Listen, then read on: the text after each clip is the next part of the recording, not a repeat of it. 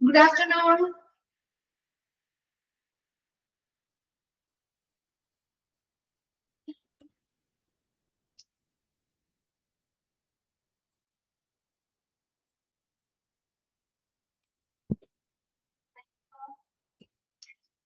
Okay, നമ്മൾ കഴിഞ്ഞ ക്ലാസ്സിലെ കോമ്പൻസേഷൻ മാനേജ്മെന്റുമായി ബന്ധപ്പെട്ട ഫാക്ടേഴ്സ് ഇൻഫ്ലുവൻസിങ് കോമ്പൻസേഷൻ അല്ലെ, അതല്ലേ പഠിച്ചുകൊണ്ടിരുന്നത്?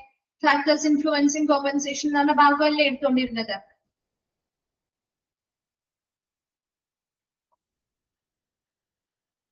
ഓക്കെ, ശരി.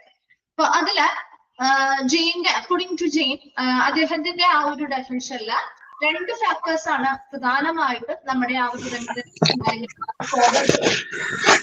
ചെയ്യുന്നത്. രണ്ട് ഫാക്ടേഴ്സ് ആണ് കോമ്പൻസേഷനെ ഇൻഫ്ലുവൻസ് ചെയ്യുന്ന രണ്ട് ഫാക്ടേഴ്സ് ഉണ്ടെന്ന് പറഞ്ഞു അല്ലെ. ഫസ്റ്റ് വൺ എന്ന് പറഞ്ഞത് എക്സ്റ്റേണൽ ഫാക്ടേഴ്സും സെക്കൻഡ് വൺ ഇന്റേണൽ ഫാക്ടേഴ്സും ആണ്. അപ്പൊ അതിൽ നമ്മൾ എക്സ്റ്റേണൽ ഫാക്ടേഴ്സ് ആണ് പഠിച്ചുകൊണ്ടിരുന്നത് അല്ലെ. എക്സ്റ്റേണൽ ഫാക്ടേഴ്സ് അല്ലെ നമ്മൾ നോക്കിക്കൊണ്ടിരുന്നേ. അതില് ഫസ്റ്റ് വൺ രണ്ടെണ്ണം മാത്രമല്ലേ നമ്മൾ പറഞ്ഞുള്ളൂ, ലേബർ മാർക്കറ്റും കോസ്റ്റ് ഓഫ് ലിവിങ്ങും. അത് മാത്രമല്ലേ പറഞ്ഞുള്ളൂ, ബാക്കി കംപ്ലീറ്റ് ചെയ്തില്ലല്ലോ. ജസ്റ്റ് ആ രണ്ടെണ്ണം മാത്രമല്ലേ പറഞ്ഞുള്ളൂ. ഓക്കെ, ശരി. അപ്പൊ വായിച്ചു നോക്കിയിരുന്നോ?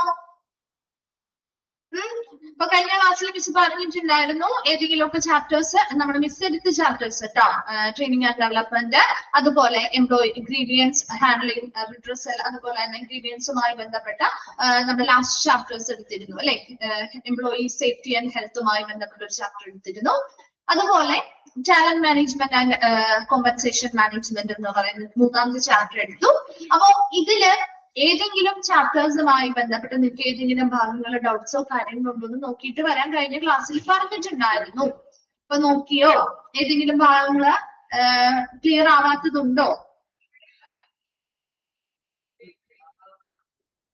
ഏതെങ്കിലും ഭാഗം ക്ലിയർ ആവാത്തതുണ്ടോ? അല്ലെങ്കിൽ ഒന്നുകൂടി പറഞ്ഞു തരണം എന്നുള്ള രീതിയിലുണ്ടോ? ഇല്ല. ഒന്നുകൂടി നിങ്ങൾ നോക്കുക, കാരണം എല്ലാവരും ഇപ്പോൾ ഓൾറെഡി ലൈവില് കുറെ പേരൊന്നും ജോയിൻ ചെയ്തിട്ടില്ല. അപ്പോ ഒന്നുകൂടി നോക്കാം.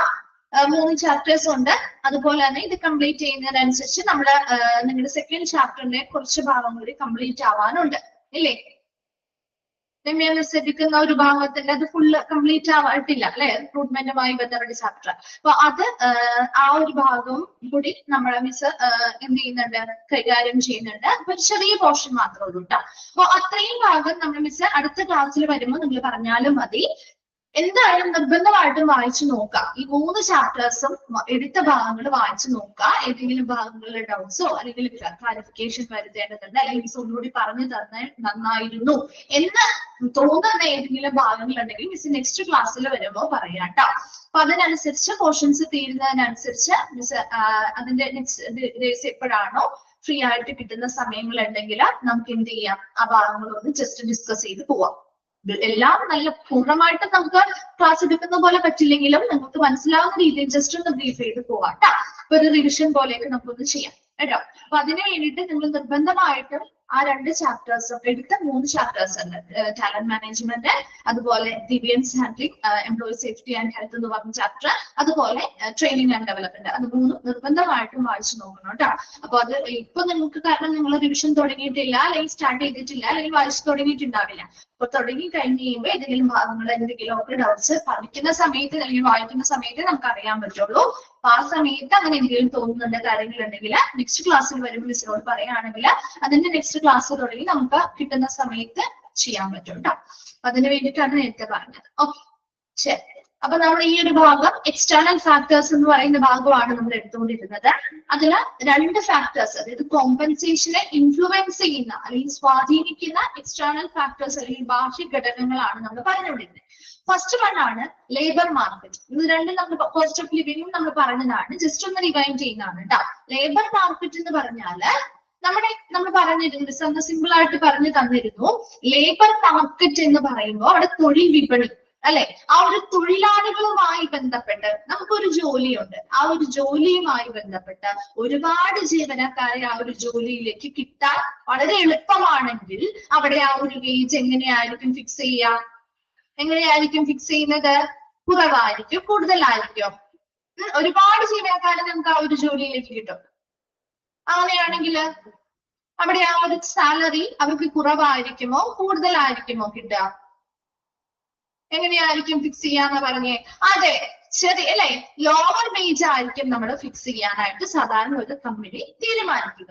അതേസമയം ഒരു നല്ല സ്കിൽഡ് ആയിട്ടുള്ള ഒരു ലേബറിന്റെ കേസിൽ നല്ല സ്കിൽ ആയിട്ടുള്ള ഒരു തൊഴിലാണ് വേണ്ടത്, അല്ലെങ്കിൽ ഒരു തൊഴിലാളിയാണ് നമുക്ക് വേണ്ടത്. അത്തരം തൊഴിലാളികളെ കിട്ടാൻ വളരെ ബുദ്ധിമുട്ടുമാണ്. സോ അത്തരത്തിൽ നമുക്കൊരു വേക്കൻസി വന്നു കഴിഞ്ഞാല് കുറച്ച് തൊഴിലാളികളെ ഉള്ളൂ. അപ്പൊ മാക്സിമം നമുക്ക് ആരെങ്കിലും കിട്ടണം എന്ന് വിചാരിച്ചുകൊണ്ട് നമ്മൾ അവിടെ വേജ് എങ്ങനെയായിരിക്കും ഫിക്സ് ചെയ്യുക? എങ്ങനെയായിരിക്കും വേജ് ഫിക്സ് ചെയ്യുക? എങ്ങനെയായിരിക്കും എങ്ങനെയായിരിക്കും വേജ് ഫിക്സ് ചെയ്യുന്നത്?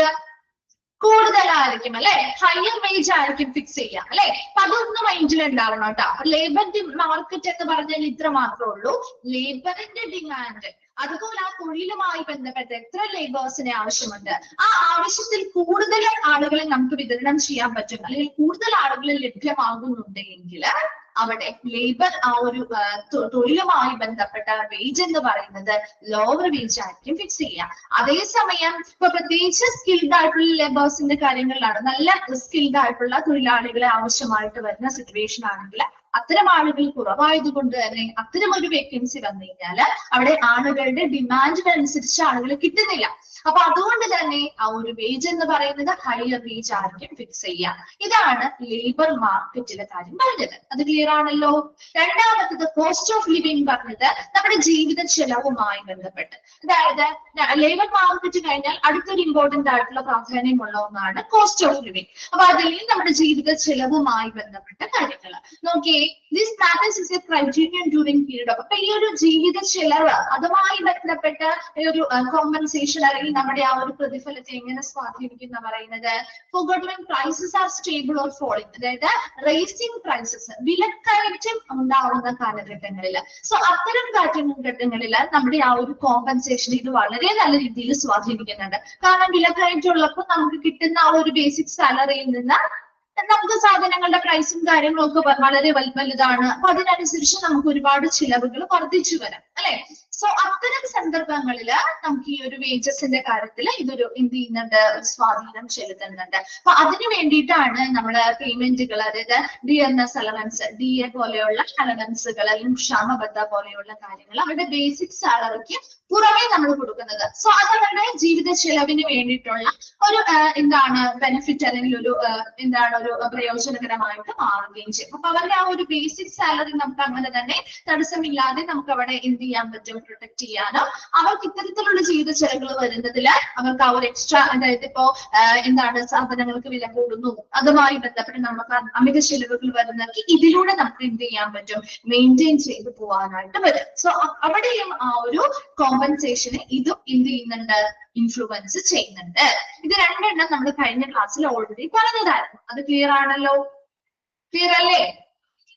ആ രണ്ടെണ്ണം ഓക്കെ അല്ലേ?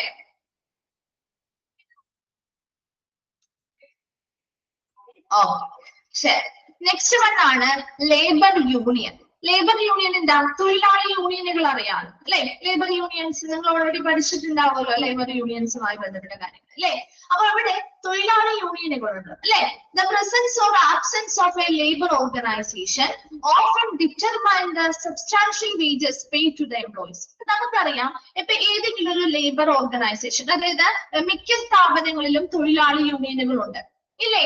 തൊഴിലാളികൾക്ക് വേണ്ടിയിട്ടുള്ള യൂണിയൻസ് അല്ലെങ്കിൽ സംഘടനകളുണ്ട് അല്ലെ. സോ അത്തരം തൊഴിലാളി സംഘടനകൾ അല്ലെങ്കിൽ തൊഴിലാളി ഓർഗനൈസേഷൻ, ലേബർ ഓർഗനൈസേഷൻസിന്റെ പ്രസൻസ് അല്ലെങ്കിൽ ആബ്സെൻസ്, അതിന്റെ സാന്നിധ്യമോ അസാന്നിധ്യമോ നമ്മുടെ ആ ഒരു എംപ്ലോയീസിന് കൊടുക്കുന്ന പെയ്ഡ് ചെയ്യുന്ന ആ ഒരു വേജസ് അല്ലെങ്കിൽ വേതനത്തെ നിർണ്ണയിക്കുന്നുണ്ട്. അപ്പൊ അവിടെ എന്താണ് ഇവരുടെ പ്രത്യേകത എന്ന് വെച്ചാല്, employer of non or unionised organisation enjoy the liberty to fix wages and salaries as they want. അപ്പൊ നമുക്കറിയാം എല്ലാ സ്ഥാപനത്തിലും ഇത് നിർബന്ധമുള്ള കാര്യമാണോ ഒരു യൂണിയൻ ഉണ്ടാവണം അല്ലെങ്കിൽ ഒരു ലേബർ ഓർഗനൈസേഷൻ ആയിട്ട് ഇത് മാറണം എന്നുള്ളത്? ഇല്ല അല്ലെ. എല്ലാ സ്ഥാപനങ്ങളിലും ഇത് ഉണ്ടാവണം എന്നില്ല, ശരിയല്ലേ? ലേബർ യൂണിയൻസ് എല്ലാ സ്ഥാപനങ്ങളിലും ഉണ്ടോ? ഉണ്ടോ? അത് നിർബന്ധമുള്ള കാര്യമില്ല. കുറച്ചുകൂടി എംപ്ലോയീസ് കൂടുതലുള്ള സ്ഥാപനങ്ങളിലാണ് സാധാരണ ലേബർ യൂണിയൻസ് ഉണ്ടാവുക അല്ലെ? അവരുടെ അവകാശങ്ങളും കാര്യങ്ങളൊക്കെ സംരക്ഷിക്കാനും അവർക്ക് എന്ത് ചെയ്യാനായിട്ട് വാദിക്കാനും അത് നേടിയെടുക്കാനും ഒക്കെ വേണ്ടിയിട്ടാണ് ഇത്തരം ലേബർ യൂണിയൻസ് ഉള്ളത്.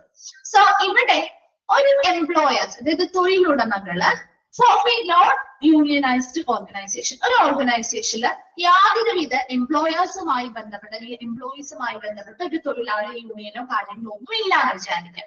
അത്തരം ഓർഗനൈസേഷൻ എന്താണ് ഒരു പ്രത്യേകത കിട്ടുക? അവർക്ക് സ്വാതന്ത്ര്യമുണ്ട്. അവർക്ക് ഇഷ്ടത്തിനനുസരിച്ച് അവർക്ക് ആ ഒരു എംപ്ലോയീസിന്റെ സാലറിയും വേജസും ഒക്കെ സ്വതന്ത്രത്തോടുകൂടി ഫിക്സ് ചെയ്യാൻ പറ്റില്ലേ? ഒരു ലേബർ യൂണിയനോ കാര്യങ്ങളോ ഇല്ലെങ്കിൽ അവരല്ലേ അത് തീരുമാനിക്കുക, അല്ലെ? അവിടുത്തെ തൊഴിലുടമകളല്ലേ തീരുമാനിക്കുക, അല്ലെങ്കിൽ എംപ്ലോയേഴ്സ് അല്ലേ അവിടെ തീരുമാനിക്കാൻ ഒരു ഫ്രീഡം ഉണ്ട് അവർക്ക്, അല്ലെ? ഉണ്ടോ? ഒരു സ്വാതന്ത്ര്യത്തോടു കൂടി അവർക്ക് ഫിക്സ് ചെയ്തോടെ അവരുടെ എംപ്ലോയീസിന് എത്ര രൂപ സാലറി കൊടുക്കണം അല്ലെങ്കിൽ വേജ് കൊടുക്കണമെന്ന് അവർക്ക് ഫിക്സ് ചെയ്യാലോ? ഫിക്സ് ചെയ്യാൻ പറ്റില്ലേ? പറ്റും. അതുപോലെ തന്നെ because of large scale unemployment, these employers hire workers at little or even less than legal minimum wages. അതുപോലെ തന്നെ ഇതിൽ ദോഷകരമായിട്ടുള്ള വശമുണ്ട്, നല്ല വശമുണ്ട് കേട്ടോ. അപ്പൊ ഇവിടെ ഒന്നാമത്തെ കാര്യം, ഒരു നോൺ യൂണിയനൈസ്ഡ് ഓർഗനൈസേഷൻ, അവിടെ പ്രത്യേകമായിട്ടുള്ള ഒരു ലേബർ യൂണിയനോ കാര്യങ്ങളോ ഇല്ലാത്തൊരു ഓർഗനൈസേഷൻ ആണെങ്കിൽ അവർക്ക് അവിടുത്തെ എംപ്ലോയീസുമായി ബന്ധപ്പെട്ട സാലറിയും വേജസും ഒക്കെ എന്ത് ചെയ്യാം? സ്വാതന്ത്ര്യത്തോടു കൂടി തന്നെ ഫിക്സ് ചെയ്യാൻ പറ്റും. ആ ഒരു ലിബർട്ടി അല്ലെങ്കിൽ ആ ഒരു സ്വാതന്ത്ര്യം അവർക്ക് അതിലൂടെ കിട്ടുന്നുണ്ട്. രണ്ടാമത്തെ കാര്യം, നമുക്കൊരു ലാർജ് സ്കെയിൽ അൺഎംപ്ലോയ്മെന്റ് ആണ് നമ്മുടെ നാട്ടിലുള്ളത്, ശരിയല്ലേ? ഒരുപാട് പേര് തൊഴിൽ രഹിതരായിട്ട് നിൽക്കുന്നുണ്ട്. സോ അത്തരം കേസുകളില് ഇവരെന്ത് ചെയ്യുന്ന വെച്ച് കഴിഞ്ഞാല് കുറച്ചു പേര് ഇപ്പൊ വർക്കേഴ്സിനെയൊക്കെ ഹയർ ചെയ്യും, അതായത് നിയമനം നടത്താം. നിയമനം നടത്തുമ്പോൾ എപ്പോഴും വളരെ കുറവ് സാലറിയിലായിരിക്കും നിയമനം നടത്താം, അല്ലെ? ഒരു തൊഴിലില്ലാത്ത ആളുകൾക്ക് കുറഞ്ഞ സാലറിയിലാണെങ്കിലും അവരെന്ത് ചെയ്യും? തൊഴിലിന് പോവാനായിട്ട് സജ്ജമാവും, ശരിയല്ലേ? ഇപ്പൊ നമുക്ക് കുറെ നാളായി നമുക്കൊരു ജോലി ഇല്ല, എന്തെങ്കിലും ഒരു ജോലി കിട്ടിയാൽ മതി, അല്ലെ? ആ ഒരു കണ്ടീഷൻ ആവില്ലേ ആവില്ലേ? നമ്മുടെ നാട്ടില് ജോലി ചെയ്യാനായിട്ട് നമുക്ക് നല്ല രീതിയിലുള്ള ജോലി കിട്ടുന്നില്ല. അൺഎംപ്ലോയ്മെന്റ്, ഒരുപാട് പേര് അൺഎംപ്ലോയ്മെന്റ് അനുഭവിക്കുന്നുണ്ട്. സോ അത്തരം ആളുകളുടെ മുന്നിലേക്ക് ഒരു ജോലി വെക്കുമ്പോ അത് നിസ്സാര സാലറി ആണെങ്കിൽ പോലും അവരത് അക്സെപ്റ്റ് ചെയ്യില്ലേ? ചെയ്യോ? ചെയ്യും, അല്ലെ? അപ്പൊ ഇവിടെ നോക്കിയേ, ലാർജ് സ്കെയിൽ അൺഎംപ്ലോയ്മെന്റ് ഉള്ളത് കൊണ്ട് ഇത്തരം എംപ്ലോയേഴ്സ് എന്ത് ചെയ്യുന്നു വെച്ച് കഴിഞ്ഞാല് higher workers at little or even less than legal minimum wages, legally കൊടുക്കേണ്ട മിനിമം വേജസിനും താഴെയും അല്ലെങ്കിൽ അതിനോട് വളരെയധികം അടുത്ത് നിൽക്കുന്നത് ഒരുപാട് വേജസ് സാലറി ഒന്നും കൊടുക്കില്ല, അല്ലെങ്കിൽ വേതനം കൊടുക്കില്ല, മറിച്ച് വളരെ കുറവ് അല്ലെങ്കിൽ ഇവൻ less than legal minimum wages, ഒരു മിനിമം വേജ് എങ്ങനെ കൊടുക്കണം എന്നുണ്ട്, അതിനും കുറവ് വേതനത്തില് അവിടെ എംപ്ലോയീസിന് എന്ത് ചെയ്യും? നിയമിക്കുകയും ചെയ്യാം. മനസ്സിലായോ? അപ്പൊ ഇവിടെ ഒരു യൂണിയൻ ഇല്ലാത്ത ഒരു ഓർഗനൈസേഷന്റെ കാര്യമായിട്ടോ നമ്മൾ പറയുന്നത്. അതുപോലെ തന്നെ മറ്റൊരു വേറൊരു വശം എന്ന് പറഞ്ഞാല് an individual non-unionized company may be pay more to its employees if they want to discourage them from forming one. ഇനി ചില സ്ഥാപനങ്ങൾ എന്ത് ചെയ്യുന്ന വെച്ച് കഴിഞ്ഞാല് അവിടെ ഒരു യൂണിയൻ ഇല്ല, അപ്പൊ അതുകൊണ്ട് ഈ യൂണിയൻ വന്നു കഴിഞ്ഞാൽ ഇവർക്ക് ഒരു ഫ്രീഡം ഉണ്ടാവോ? ഇല്ല, അല്ലെ? യൂണിയൻ നിന്നായിരിക്കും പിന്നെ എംപ്ലോയീസിന്റെ കാര്യങ്ങളും എല്ലാം കൈകാര്യം ചെയ്യുന്നത്, അല്ലെ? അവര് പറയുന്ന കാര്യങ്ങളൊക്കെ മാക്സിമം നമ്മൾ സാധിച്ചു കൊടുക്കേണ്ടതായിട്ടും വരൂലേ? അപ്പൊ അതുകൊണ്ട് ഒരു യൂണിയൻ ഉണ്ടാക്കുക എന്ന് പറയുന്നത് ഒരു ഓർഗനൈസേഷൻ പ്രോത്സാഹിപ്പിക്കുന്ന കാര്യമാണോ? ആണോ? നല്ല പ്രോത്സാഹനമൊക്കെ കൊടുക്കും അവര്. ഒരു യൂണിയൻ ഉണ്ടാക്കാനായിട്ട് ആ ഒരു കമ്പനി മാക്സിമം പ്രോത്സാഹനം കൊടുക്കുമോ? എന്താണ്? എന്തെങ്കിലുമൊക്കെ റിപ്ലൈ ചെയ്യും, കൊടുക്കൂല, അല്ലെ? ഇപ്പൊ ഇവിടെയും അത് തന്നെ, എന്താണ്? ഒരു നോൺ യൂണിയനൈസ്ഡ് കമ്പനിയാണ്, അവിടെ ഒരു യൂണിയൻ ഒന്നും ഇതുവരെ തൽക്കാലത്തേക്ക് ഇല്ല. അപ്പൊ അങ്ങനെയാണെങ്കിൽ ചില കമ്പനീസ് എന്ത് ചെയ്യുന്ന വെച്ച് കഴിഞ്ഞാല് അവിടുത്തെ എംപ്ലോയീസിന് അവർ പ്രതീക്ഷിക്കുന്നതിൽ കൂടുതൽ പേയ്മെന്റ് കൊടുക്കും. അപ്പൊ എന്താണ് അവിടെ കൂടുതൽ, അതായത് നമ്മൾ പ്രതീക്ഷിക്കുന്നതിൽ കൂടുതൽ പേയ്മെന്റ് നമുക്ക് അവിടെ നിന്ന് തരുന്നുണ്ട്. അങ്ങനെയാവുമ്പോ നമുക്ക് ഒരു യൂണിയൻ ക്രിയേറ്റ് ചെയ്യണം, അല്ലെങ്കിൽ നമ്മുടെ അവകാശങ്ങൾ നേടിയെടുക്കണം, നമുക്ക് ആവശ്യമായ സാലറി കിട്ടണം എന്ന് പറഞ്ഞ് നമ്മൾ അങ്ങനെ ഒരു ഗ്രൂപ്പ് ഉണ്ടാക്കാനായിട്ട് ശ്രമിക്കോ അവര്? ഇല്ല, അല്ലെ? സോ അങ്ങനെയാണ്, അതായത് എംപ്ലോയീസിന് ആവശ്യമായിട്ടുള്ളതിൽ കൂടുതൽ പേയ്മെന്റ് കൊടുക്കുകയോ ഇത്തരം ഇത്തരം ഒരു യൂണിയനുകൾ രൂപീകരിക്കുന്നതിൽ നിന്ന് അവരെ ഡിസ്കറേജ് ചെയ്യുന്നു, നിരാശപ്പെടുത്തുന്നു, അല്ലെങ്കിൽ അവരെ എന്ത് ചെയ്യുന്നു? പിന്തിരിപ്പിക്കുന്നതിന് വേണ്ടിയിട്ട് ഒരു ഇൻഡിവിജ്വൽസ് ആയിട്ടുള്ള നോൺ യൂണിയനൈസ്ഡ് കമ്പനീസ് ചെയ്യാറുണ്ട്. ഇനി employees of strongly unionised company, അതായത് ഇത് യൂണിയൻ ഇല്ലാത്ത കമ്പനിയുടെ കേസാണ് നമ്മൾ പറഞ്ഞത് കേട്ടോ. ഇനി യൂണിയൻ ഉള്ള വളരെ സ്ട്രോങ് ആയിട്ടുള്ള യൂണിയനുകളുള്ള കമ്പനീസ് ആണെങ്കിൽ to have no freedom in fixation of wage and salary. അപ്പൊ അവിടെ എംപ്ലോയേഴ്സ് അല്ലെങ്കിൽ ആ ഒരു കമ്പനിക്ക് അവിടുത്തെ ആ ഒരു എംപ്ലോയീസിന്റെ വേജ് ആൻഡ് സാലറി ഫിക്സ് ചെയ്യുന്നതിൽ ഒരു ഫ്രീഡം ഉണ്ടാവോ? മുൻപത്തെ പോലെ ഒരു ഫ്രീഡം ഉണ്ടാവോ? അവർക്ക് ഇഷ്ടമുള്ള വേജസും സാലറിയും ഈ എംപ്ലോയേഴ്സിന് കൊടുക്കാൻ പറ്റോ? ഇല്ല. ഇവര് പറയുന്ന ആ ഒരു യൂണിയന്റെ നേതൃത്വത്തിൽ അവർ പറയുന്നതിനനുസരിച്ച് അവരുടെ ആവശ്യകതകൾ നിറവേറ്റുന്ന രീതിയിലുള്ള സാലറിയും വേജും ഇവർ കൊടുക്കേണ്ടതായിട്ട് വരില്ലേ? വരും അല്ലെ? They are forced to engage the pressure of labor representatives in revision and determination of pay scale. ഇവരെന്ത് ചെയ്യും? ആ യൂണിയൻ ആണ് അവിടെ കാര്യങ്ങൾ അല്ലെ, അവരുടെ റെപ്രസെന്റേറ്റീവ് ആയിട്ട് നമ്മുടെ എംപ്ലോയീസിന്റെ റെപ്രസെന്റേറ്റീവ് ആയി നിന്ന് ഇവരോട് സംസാരിക്കുകയും അതിനനുസരിച്ച് ഒരു റിവിഷൻ ചെയ്യുക, അതായത് അവരുടെ ആ ഒരു സാലറിയില് മാറ്റങ്ങൾ ഉണ്ടാക്കുക, അതുപോലെ പേ സ്കെയില് എത്രയായിരിക്കണം എന്ന് നിർണ്ണയിക്കുക. ഇതിലൊക്കെ അതിനു വേണ്ടിയിട്ടുള്ള ഒരു പ്രഷർ ചെലുത്തുന്നതൊക്കെ അല്ലെങ്കിൽ ഫോഴ്സ് ചെലുത്തുന്നതൊക്കെ ആരാണ്?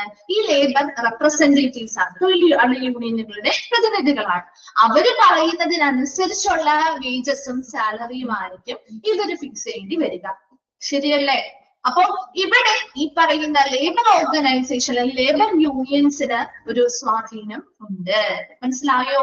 അപ്പൊ ഒരു ലേബർ ഓർഗനൈസേഷന്റെ പ്രസൻസ് ആയിക്കോട്ടെ ആബ്സെൻസ് ആയിക്കോട്ടെ അവിടുത്തെ എംപ്ലോയീസിന്റെ കോമ്പൻസേഷൻ അല്ലെങ്കിൽ അവർക്ക് കൊടുക്കുന്ന പ്രതിഫലത്തിൽ അവർ സ്വാധീനം ചെലുത്തുന്നുണ്ട്. ഇനി എന്താണ് ആദ്യത്തെ കാര്യം നമ്മൾ പറഞ്ഞത്? ഇനി ഇപ്പോ ഒരു ഓർഗനൈസേഷനിൽ യൂണിയനോ കാര്യങ്ങളോ ഇല്ല എന്ന് വിചാരിക്കുക. അപ്പൊ അങ്ങനെ ഒരു ഓർഗനൈസേഷനിൽ അവിടുത്തെ എംപ്ലോയേഴ്സ് എന്ത് ചെയ്യുന്നു? അവർക്ക് സ്വന്തമായിട്ട് ഇവിടുത്തെ എംപ്ലോയീസിന് എത്ര രൂപ വേതനം അല്ലെങ്കിൽ എത്ര രൂപ ശമ്പളം കൊടുക്കാമെന്ന് ഫിക്സ് ചെയ്യാനുള്ള ഒരു സ്വാതന്ത്ര്യം അവർക്ക് അന്നേരം കിട്ടുന്നുണ്ട്. അപ്പൊ അതുകൊണ്ട് തന്നെ ഒരുപാട് പേര് അൺഎംപ്ലോയ്മെന്റ് അനുഭവിക്കുന്നത് കൊണ്ട് തന്നെ ഇവരെന്ത് ചെയ്യും? ഒരുപാട് പേരെ നിയമിക്കും. പക്ഷെ എങ്ങനെയായിരിക്കും നിയമിക്കുക? വളരെ കുറവ് സാലറിയിലും അല്ലെങ്കിൽ മിനിമം വേജസിനേക്കാൾ കുറവ് ലീഗൽ മിനിമം വേജസ് കൊടുക്കണമെന്ന നിയമമുണ്ട് അല്ലെ, അതിലും വളരെ കുറവായിട്ടുള്ള വേതനത്തിലായിരിക്കും എംപ്ലോയീസിനെ നിയമിക്കുക. അതാണ് രണ്ടാമത്തെ കാര്യം. അതുപോലെ തന്നെ മൂന്നാമത്തെ കാര്യം, an individual ഒരു നോൺ യൂണിയനൈസ്ഡ് കമ്പനി ചില സമയങ്ങളിൽ അവിടുത്തെ എംപ്ലോയീസിന് എന്ത് ചെയ്യാറുണ്ട്? മോർ പേയ്മെന്റ് കൊടുക്കാറുണ്ട്. എന്തിനു വേണ്ടിയിട്ടാണ്? ഇത്തരത്തിലുള്ള യൂണിയനുകളോ കാര്യങ്ങളോ രൂപീകരിക്കുന്നതിൽ നിന്നും ഇവരെ പിന്തുടരാൻ അല്ലെങ്കിൽ ഇവരെ എന്ത് ചെയ്യാൻ പിന്തിരിപ്പിക്കാനായിട്ട്. സോ അത്തരത്തിലുള്ള കാര്യങ്ങൾ അപ്പൊ ആ ഒരു കോമ്പൻസേഷനെ സ്വാധീനിക്കുന്നുണ്ട് അല്ലെ. അതുപോലെ തന്നെ ഇനി ഒരു നല്ല സ്ട്രോങ്ലി യൂണിയനൈസ്ഡ് ആയിട്ടുള്ള ഒരു കമ്പനി ആണെങ്കിൽ to have no freedom in fixation of wage and salary. അവർക്ക് മുൻപ് പോലെയുള്ള ആ ഒരു ഫ്രീഡമോ കാര്യങ്ങളോ ഒന്നും അവിടുത്തെ എംപ്ലോയീസിന്റെ വേജ് ഫിക്സ് ചെയ്യുമ്പോഴും സാലറി ഫിക്സ് ചെയ്യുമ്പോഴും ഇല്ല. അവരുടെ ഇഷ്ടത്തിനുള്ള വേജോ സാലറി അവിടെ ഫിക്സ് ചെയ്യാൻ പറ്റില്ല. കാരണം എന്തുകൊണ്ടാവും? അവിടെ നല്ല സ്ട്രോങ് ആയിട്ടുള്ള യൂണിയൻ ഉണ്ട് അല്ലെ. അവര് ആ ഒരു എംപ്ലോയീസിന്റെ റെപ്രസെന്റേറ്റീവ് ആയിട്ടാണ് അവർ നിൽക്കുന്നത്. അപ്പൊ അവർ ഈ ഒരു എംപ്ലോയേഴ്സിനോട് എന്ത് ചെയ്യുന്നു? ഫോഴ്സ് ചെയ്യുന്നു. അവർ പ്രഷർ ചെയ്ത് അവിടെ ആ ഒരു ആവശ്യമായ സമയങ്ങളിൽ ആ ഒരു വേതനത്തില് മാറ്റങ്ങൾ വരുത്തുന്നുണ്ട്. അതുപോലെ തന്നെ പേയ്മെന്റുമായി ബന്ധപ്പെട്ട ആ ഒരു സ്കെയിൽ എത്ര വേണം എന്ന് നിർണ്ണയിക്കുന്നുണ്ട്. അവർക്ക് ആവശ്യമായ ഒരു മിനിമം വേതനവും മറ്റ് ബെനിഫിറ്റ്സും അവർ അതിലൂടെ നേടിയെടുക്കുന്നുമുണ്ട്. ക്ലിയർ ആണോ? വേഗം ഒന്ന് വായിച്ചു നോക്കിയേ labour unions.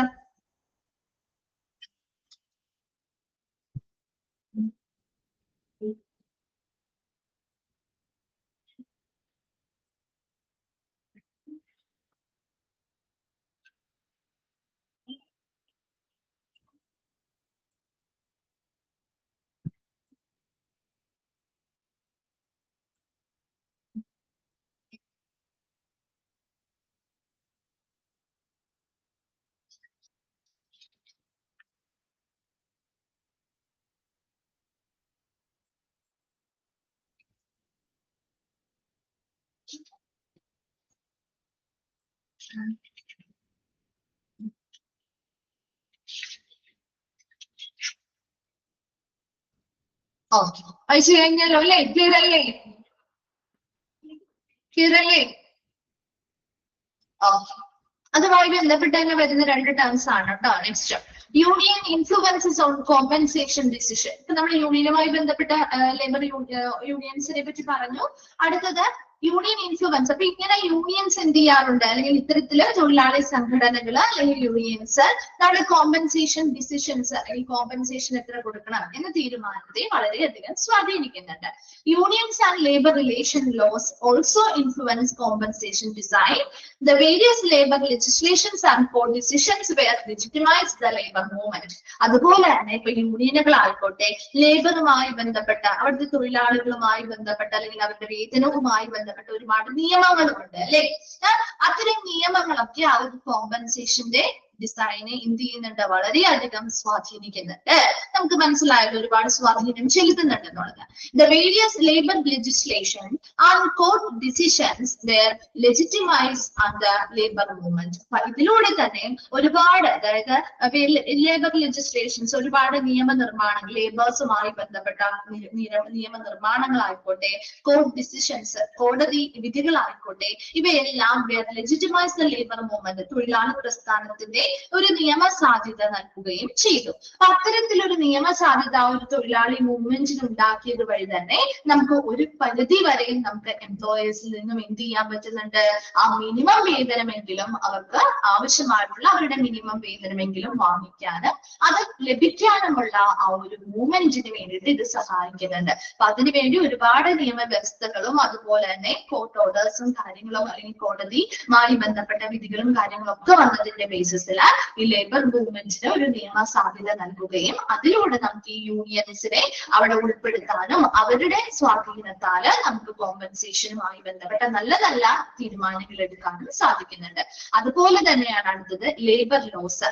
We have various labour laws at the central as well as at the state level. അപ്പൊ നമുക്ക് ഒരുപാട് ലേബർ ലോസ് ഉണ്ട് അല്ലെ, സ്റ്റേറ്റ് ലെവലിലായിക്കോട്ടെ സെൻട്രൽ ലെവലിലായിക്കോട്ടെ, എന്താണ് ഒരുപാട് ലേബർ ലോസ് നിലവിലുണ്ട്. So this legislation are for protection of employees interest. അപ്പൊ ഇത്തരത്തിലുള്ള നിയമനിർമ്മാണങ്ങളെല്ലാം നമ്മുടെ എംപ്ലോയീസിന്റെ താല്പര്യങ്ങൾ സംരക്ഷിക്കുന്നതിന് വേണ്ടിയിട്ടുള്ള നിയമങ്ങളാണ്. അവർക്ക് മിനിമം വേതനം കിട്ടണം, അതുപോലെ തന്നെ അവരുടെ ആ ഒരു ജോലി സാഹചര്യങ്ങളുമായി ബന്ധപ്പെട്ട നല്ലൊരു ജോലി സാഹചര്യം കിട്ടണം, അവരുടേതായിട്ടുള്ള മാക്സിമം ഫ്രീഡംസോ മറ്റു രീതിയിലുള്ള ചൂഷണങ്ങളൊക്കെ കുറയ്ക്കണം. അപ്പൊ അതിനു വേണ്ടിയിട്ട് എംപ്ലോയീസിന്റെ ഇൻട്രസ്റ്റ് അല്ലെങ്കിൽ താല്പര്യങ്ങൾ സംരക്ഷിക്കുന്നതിന് വേണ്ടിയിട്ട് ഒരുപാട് നിയമവ്യവസ്ഥകളും വ്യവസ്ഥകളൊക്കെ എന്ത് ചെയ്യുന്നുണ്ട് നമ്മുടെ രാജ്യത്ത്. സെൻട്രൽ ആയിട്ട് ഗവൺമെന്റ് പരമായിട്ട് സ്റ്റേറ്റ് ലെവലിലും സെൻട്രൽ ലെവലിലും ഒക്കെ ഒരുപാട് ലേബർ ലോസ് എന്ത് ചെയ്യുന്നുണ്ട്, ആ ഒരു തൊഴിൽ നിയമങ്ങൾ എന്ത് ചെയ്യുന്നുണ്ട്, കൊണ്ടുവന്നിട്ടുണ്ട്. അതെല്ലാം നമ്മുടെ എംപ്ലോയീസിന്റെ താല്പര്യങ്ങൾ പ്രൊട്ടക്ട് ചെയ്യാൻ കൂടി വേണ്ടിയാണ്. അപ്പൊ ഇത്തരം കാര്യങ്ങളുടെയൊക്കെ ഇൻഫ്ലുവൻസും നമ്മുടെ ആ ഒരു കോമ്പൻസേഷനിൽ വരുന്നുണ്ട്. അപ്പൊ എല്ലാ തരത്തിലുള്ള സ്ഥാപനങ്ങളും ഇത്തരം കുറേയധികം നിയമങ്ങൾ പാലിക്കണം എന്നുള്ളതുണ്ട്. അതുകൊണ്ട് തന്നെ അത് പാലിക്കണം എന്നുള്ള വ്യവസ്ഥയുള്ളത് കൊണ്ട് തന്നെ മിനിമം വേജസ് എങ്കിലും ചിലപ്പോ ആ ഒരു എംപ്ലോയീസിന് കിട്ടാനുള്ള സാധ്യതയുണ്ട്. അതുപോലെ നെക്സ്റ്റ് വൺ ആണ് society. Okay, compensation paid to employees is imitated the prices fixed by an organization for their goods and services. The Supreme Court, from its very inception, has had to adjudicate industrial dispute, particularly dispute relating to wages and allied problems of financial concern to the worker, and ethical and social outlook liberally, interpreting the spirit of the Constitution. ഇവിടെ society എന്നതുകൊണ്ട് ഉദ്ദേശിക്കുന്നത് നമ്മുടെ ഈ ഒരു എംപ്ലോയീസിന് compensation നൽകുക എന്ന് പറയുന്നത് മിക്ക ഓർഗനൈസേഷനും നമ്മളൊരു ഗുഡ്സ് ആൻഡ് സർവീസുകൾക്ക് പ്രൈസ് ഫിക്സ് ചെയ്യുമല്ലോ, ഇത്ര രൂപ അതുപോലെ ഫിക്സ് ചെയ്യുന്ന രീതിയിലാണ് ഇമിറ്റേറ്റ് ചെയ്യുന്നത്. അല്ലെങ്കിൽ അതുപോലെ എംപ്ലോയീസിന് ഒരു ഫിക്സഡ് ആയിട്ടുള്ള ഒരു വേജ് എന്ത് ചെയ്യുന്നു, ആ ഒരു മിനിമം ആയിട്ടുള്ള ഒരു ഫിക്സഡ് റേറ്റ് ഇടുകയാണ്. അല്ലാതെ അതിൽ കൂടുതലായിട്ടുള്ള പേയ്മെന്റുകളോ അല്ലെങ്കിൽ മറ്റൊരു ബെനിഫിറ്റ്സോ കാര്യങ്ങളൊന്നും മിക്ക എംപ്ലോയീസിനും കിട്ടുന്നില്ല. സോ അതുകൊണ്ട് തന്നെ സുപ്രീം കോർട്ട് എപ്പോഴും ഫ്രം ഇറ്റ്സ് വെരി ഇൻസെപ്ഷൻ, തുടക്കം മുതൽ തന്നെ അവര് ഇതുമായി ബന്ധപ്പെട്ട് കുറച്ച് കാര്യങ്ങൾ, അതായത് അവിടെ ഇപ്പൊ ഇത്തരത്തില് ഫിക്സ് വേജസ് ആണ്, അപ്പൊ അവർക്ക് യാതൊരു ഇൻക്രിമെന്റ്സോ കാര്യങ്ങളോ ഒന്നും കിട്ടുന്നില്ല, എപ്പോഴും അതേ തുടർന്ന് ആ ഒരേ ഫിക്സഡ് ആയിട്ടുള്ള വേജസ് അല്ലെങ്കിൽ ആ ഒരു കോമ്പൻസേഷൻ കോമ്പൻസേഷൻ മാത്രമേ അവർക്ക് കിട്ടുന്നുള്ളൂ എങ്കിൽ അതുമായി ബന്ധപ്പെട്ട് അവിടെ ഇൻഡസ്ട്രിയൽ ഡിസ്പ്യൂട്ട് ഉണ്ടാവാം, അല്ലെ? തൊഴിലാളികളുമായി ബന്ധപ്പെട്ട് തർക്കങ്ങൾ ഉണ്ടാവാം. കാരണം അവരുടെ വേജസ് ആയിക്കോട്ടെ, അല്ലെങ്കിൽ ഫിനാൻഷ്യൽ കൺസേൺ ഓഫ് ദി വർക്കേഴ്സിന്റെ അവരുടെ ഫിനാൻഷ്യൽ പരമായിട്ടുള്ള കാര്യങ്ങളും സാമ്പത്തികപരമായിട്ടുള്ള കാര്യങ്ങളുമായി ബന്ധപ്പെട്ട തർക്കങ്ങളും കാര്യങ്ങളൊക്കെ ഉണ്ടാവാം. ഇതുമായി ബന്ധപ്പെട്ട് എപ്പോഴും നമ്മുടെ സുപ്രീം കോടതിക്ക് തുടക്കം മുതലേ തന്നെ തീർപ്പ് കൽപ്പിക്കേണ്ടതായിട്ട് വരാറുണ്ട്. സോ അതുകൊണ്ട് തന്നെ ethical and social liberally interpreting the spirit of the constitution, നമ്മുടെ ഭരണഘടനയുടെ ആത്മാവിനെ അല്ലെങ്കിൽ അതിന്റെ ആ ഒരു സ്പിരിറ്റിനെയൊക്കെ വ്യാഖ്യാനിക്കുന്ന ഒരു ധാർമ്മികപരമായിട്ടുള്ള ഒരു സാമൂഹ്യപരമായിട്ടുള്ള ഒരു ഔട്ട്ലുക്ക് അല്ലെങ്കിൽ ഒരു വീക്ഷണം ഇതുമായി ബന്ധപ്പെട്ട് വളരെ ഇമ്പോർട്ടന്റ് ആണ്. അപ്പൊ നമ്മുടെ സൊസൈറ്റിയിൽ ഇത്തരത്തിലുള്ളൊരു പ്രതിഭാസം നിലനിൽക്കുന്നുണ്ട്. എപ്പോഴും ഒരു ഗുഡ്സ് ആൻഡ് സർവീസുകൾക്ക് വിലയിടുന്നത് പോലെ തന്നെയുള്ള ഒരു അതേ രീതിയിലാണ് നമ്മുടെ ശരിക്കും ഒരു എംപ്ലോയീസിനും വിലയിട്ട് ആ ഒരു കോമ്പൻസേഷൻ നൽകുന്നത്. ഒരിക്കലും അത് ഫിക്സഡ് ആയിട്ടാണ് പോവുക, അല്ലാതെ ഒരിക്കലും അത് അവർക്ക് ആവശ്യമായ രീതിയിൽ ഇൻക്രിമെന്റ് ചെയ്യുന്നു അല്ലെങ്കിൽ അതിനനുസരിച്ചുള്ള ബെനിഫിറ്റ് കൂടുതൽ മിക്ക എംപ്ലോയീസിനും കിട്ടുന്നില്ല. അതുവഴി ഒരുപാട് രീതിയിലുള്ള ഇൻഡസ്ട്രിയൽ ഡിസ്പ്യൂട്ട് അല്ലെങ്കിൽ തർക്കങ്ങളും ഉണ്ടാവുന്നുണ്ട്. സുപ്രീം കോടതിയുമായി ബന്ധപ്പെട്ട അത് പല രീതിയിൽ നമുക്ക് ആ ഒരു തർക്കത്തെ പരിഹരിക്കേണ്ടതായിട്ട് വന്നിട്ടുണ്ട്. അപ്പൊ അത്തരം കേസുകളിൽ എപ്പോഴും നമ്മുടെ കോൺസ്റ്റിറ്റ്യൂഷനിൽ നമ്മുടെ ഭരണഘടനയിൽ പറയുന്നതനുസരിച്ച് അല്ലെങ്കിൽ നമ്മൾ പറയുന്ന നിയമങ്ങൾക്കനുസരിച്ചുള്ള ഒരു ധാർമ്മികപരവും സാമൂഹ്യപരമായിട്ടുള്ള ഒരു വീക്ഷണം ഇതിലേക്ക് കൊണ്ടുവരേണ്ടതായിട്ടുണ്ട്. സോ ഇത്തരം കാര്യങ്ങളിലും നമ്മുടെ ആ ഒരു കോമ്പൻസേഷൻ എന്ത് ചെയ്യുന്നുണ്ട്, സ്വാധീനം ചെലുത്തുന്നുണ്ട്. ദെൻ നമ്മുടെ സൊസൈറ്റി ആ ഒരു രീതി ഫോളോ ചെയ്യുന്നത് കൊണ്ട്. അടുത്തത് ദ എക്കണോമി. നമ്മുടെ ആ ഒരു എക്കണോമി അല്ലെങ്കിൽ അവിടുത്തെ ആ ഒരു സമ്പദ് വ്യവസ്ഥ, നമ്മുടെ രാജ്യത്തെ സമ്പദ് വ്യവസ്ഥയുമായി ബന്ധപ്പെട്ട് ആ ഒരു കോമ്പൻസേഷനിൽ സ്വാധീനം ചെലുത്തുന്നുണ്ട്. നോക്കിയേ, the economy has its impact on wage and salary fixation is the state of the economy. While it is possible for some organization to thrive in a recession, there is no question that the economy does not affect remuneration decision. നമുക്കറിയാം നമ്മുടെ രാജ്യത്തിന്റെ സമ്പദ് വ്യവസ്ഥയുമായി ബന്ധപ്പെട്ട കാര്യങ്ങളാണ് നമ്മൾ പറയുന്നത്. അപ്പൊ ആ ഒരു രാജ്യത്തിന്റെ സമ്പദ് വ്യവസ്ഥ impact on wage and salary fixation, അത് നമ്മുടെ ആ ഒരു സ്റ്റേറ്റിന്റെ എക്കണോമി അല്ലെങ്കിൽ നമ്മുടെ ആ ഒരു സംസ്ഥാനത്തിന്റെ ആ ഒരു സമ്പദ് വ്യവസ്ഥ എന്താണ്, നമ്മുടെ രാജ്യത്തിന്റെ സമ്പദ് വ്യവസ്ഥ എന്താണ്, അത് എന്ത് ചെയ്യുന്നുണ്ട്, നമ്മുടെ ആ ഒരു സാലറി ഫിക്സ് ചെയ്യുന്നത് അല്ലെങ്കിൽ വേജ് ഫിക്സ് ചെയ്യുന്നതിൽ ഒരു പ്രധാനപ്പെട്ട ഒരു സ്വാധീനം ചെലുത്തുന്നുണ്ട്. While it is possible for some organizations to thrive in a recession, അതായത് ഇപ്പൊ നമ്മുടെ രാജ്യത്തിന്റെ സമ്പദ് വ്യവസ്ഥയിൽ ചിലപ്പോ മാന്ദ്യങ്ങൾ ഉണ്ടാവാം, അല്ലെ, കുറവുകൾ വരാം, മാന്ദ്യങ്ങൾ ഉണ്ടാവാം. സോ അത്തരം സന്ദർഭങ്ങളിൽ നമുക്ക് അഭിവൃദ്ധി ഉണ്ടാവുന്നതിന് വേണ്ടി അല്ലെങ്കിൽ അതിൽ നിന്ന് റിക്കവർ ചെയ്യുന്നതിന് വേണ്ടിയിട്ട് ചിലപ്പോൾ നമ്മൾ എന്താണ് നമ്മളവിടെയുള്ള എംപ്ലോയീസിന്റെ സാലറിയിൽ വ്യത്യാസങ്ങൾ വരുത്തിയേക്കാം, കുറവുകൾ വരുത്തിയേക്കാം, അല്ലെങ്കിൽ അവിടെ ആ ഒരു മാന്ദ്യം ഓവർകം ചെയ്യുന്നതിന് വേണ്ടിയിട്ടുള്ള ചില ഓർഗനൈസേഷൻസ് അവരുടേതായിട്ടുള്ള സ്ട്രാറ്റജീസ് ഒക്കെ കൊണ്ടുവന്നേക്കാം. അതുകൊണ്ട് തന്നെ there is no question, അവിടെ ഒരു ചോദ്യം ചോദിക്കേണ്ട ഒരു പ്രത്യേകമായിട്ടുള്ള ഒരു കാരണമൊന്നുമില്ല. ആ ഒരു റെമ്യൂണറേഷൻ അല്ലെങ്കിൽ എംപ്ലോയീസിന് കൊടുക്കുന്ന പ്രതിഫലവുമായി ബന്ധപ്പെട്ട തീരുമാനങ്ങളിൽ സമ്പദ് വ്യവസ്ഥ ഒരു പ്രധാനപ്പെട്ട ഭാഗം ഉൾപ്പെടുത്തുന്നുണ്ട് അല്ലെങ്കിൽ സ്വാധീനം ചെലുത്തുന്നുണ്ട്. അപ്പൊ നമ്മുടെ രാജ്യത്തെ അല്ലെങ്കിൽ നമ്മുടെ സംസ്ഥാനത്തെ സമ്പദ് വ്യവസ്ഥയുമായി ബന്ധപ്പെട്ട് നമുക്കൊരു മാന്ദ്യം, ആ ഒരു ഓർഗനൈസേഷൻ ഒരു മാന്ദ്യം സംഭവിക്കുകയാണ്, അവർക്ക് പ്രോഫിറ്റും കാര്യങ്ങളും കുറയുകയാണെങ്കിൽ അതോടൊപ്പം തന്നെ അവരവരുടെ ആ ഒരു പിടിച്ചു നിൽപ്പ് അല്ലെങ്കിൽ അവരുടെ ആ ഒരു അഭിവൃദ്ധി പ്രാപിക്കുന്നതിന് വേണ്ടിയിട്ട് അവരെന്ത് ചെയ്യും, സ്വാഭാവികമായിട്ട് അവിടുത്തെ എംപ്ലോയീസിന്റെ സാലറിയിലും അതേ രീതിയിലുള്ള കുറവുകൾ വരുത്താനായിട്ട് സാധ്യതയുണ്ട്. അപ്പൊ ഇത്രയും നമ്മുടെ എക്സ്റ്റേണൽ ഫാക്ടേഴ്സിൽ വരുന്ന കാര്യങ്ങളാണ് കേട്ടോ. അപ്പൊ എന്തൊക്കെയായിരുന്നു എക്സ്റ്റേണൽ ഫാക്ടേഴ്സിൽ പറഞ്ഞത്? ലേബർ മാർക്കറ്റ് പറഞ്ഞു, കോസ്റ്റ് ഓഫ് ലിവിംഗ് പറഞ്ഞു, ലേബർ യൂണിയൻസ് പറഞ്ഞു, union influences of compensation decision, അതുമായി ബന്ധപ്പെട്ട് തന്നെ കണക്ട് ചെയ്ത് വരുന്നതാണ്. ലേബർ ലോസ്, സൊസൈറ്റി, അതുപോലെ എന്താ എക്കണോമി. വേഗം ഒന്നതെല്ലാം ഒന്ന് വേഗം വായിച്ചു നോക്കി. അതിനുശേഷം നമുക്ക് ഇന്റേണൽ ഫാക്ടേഴ്സിലേക്ക് പോവാം.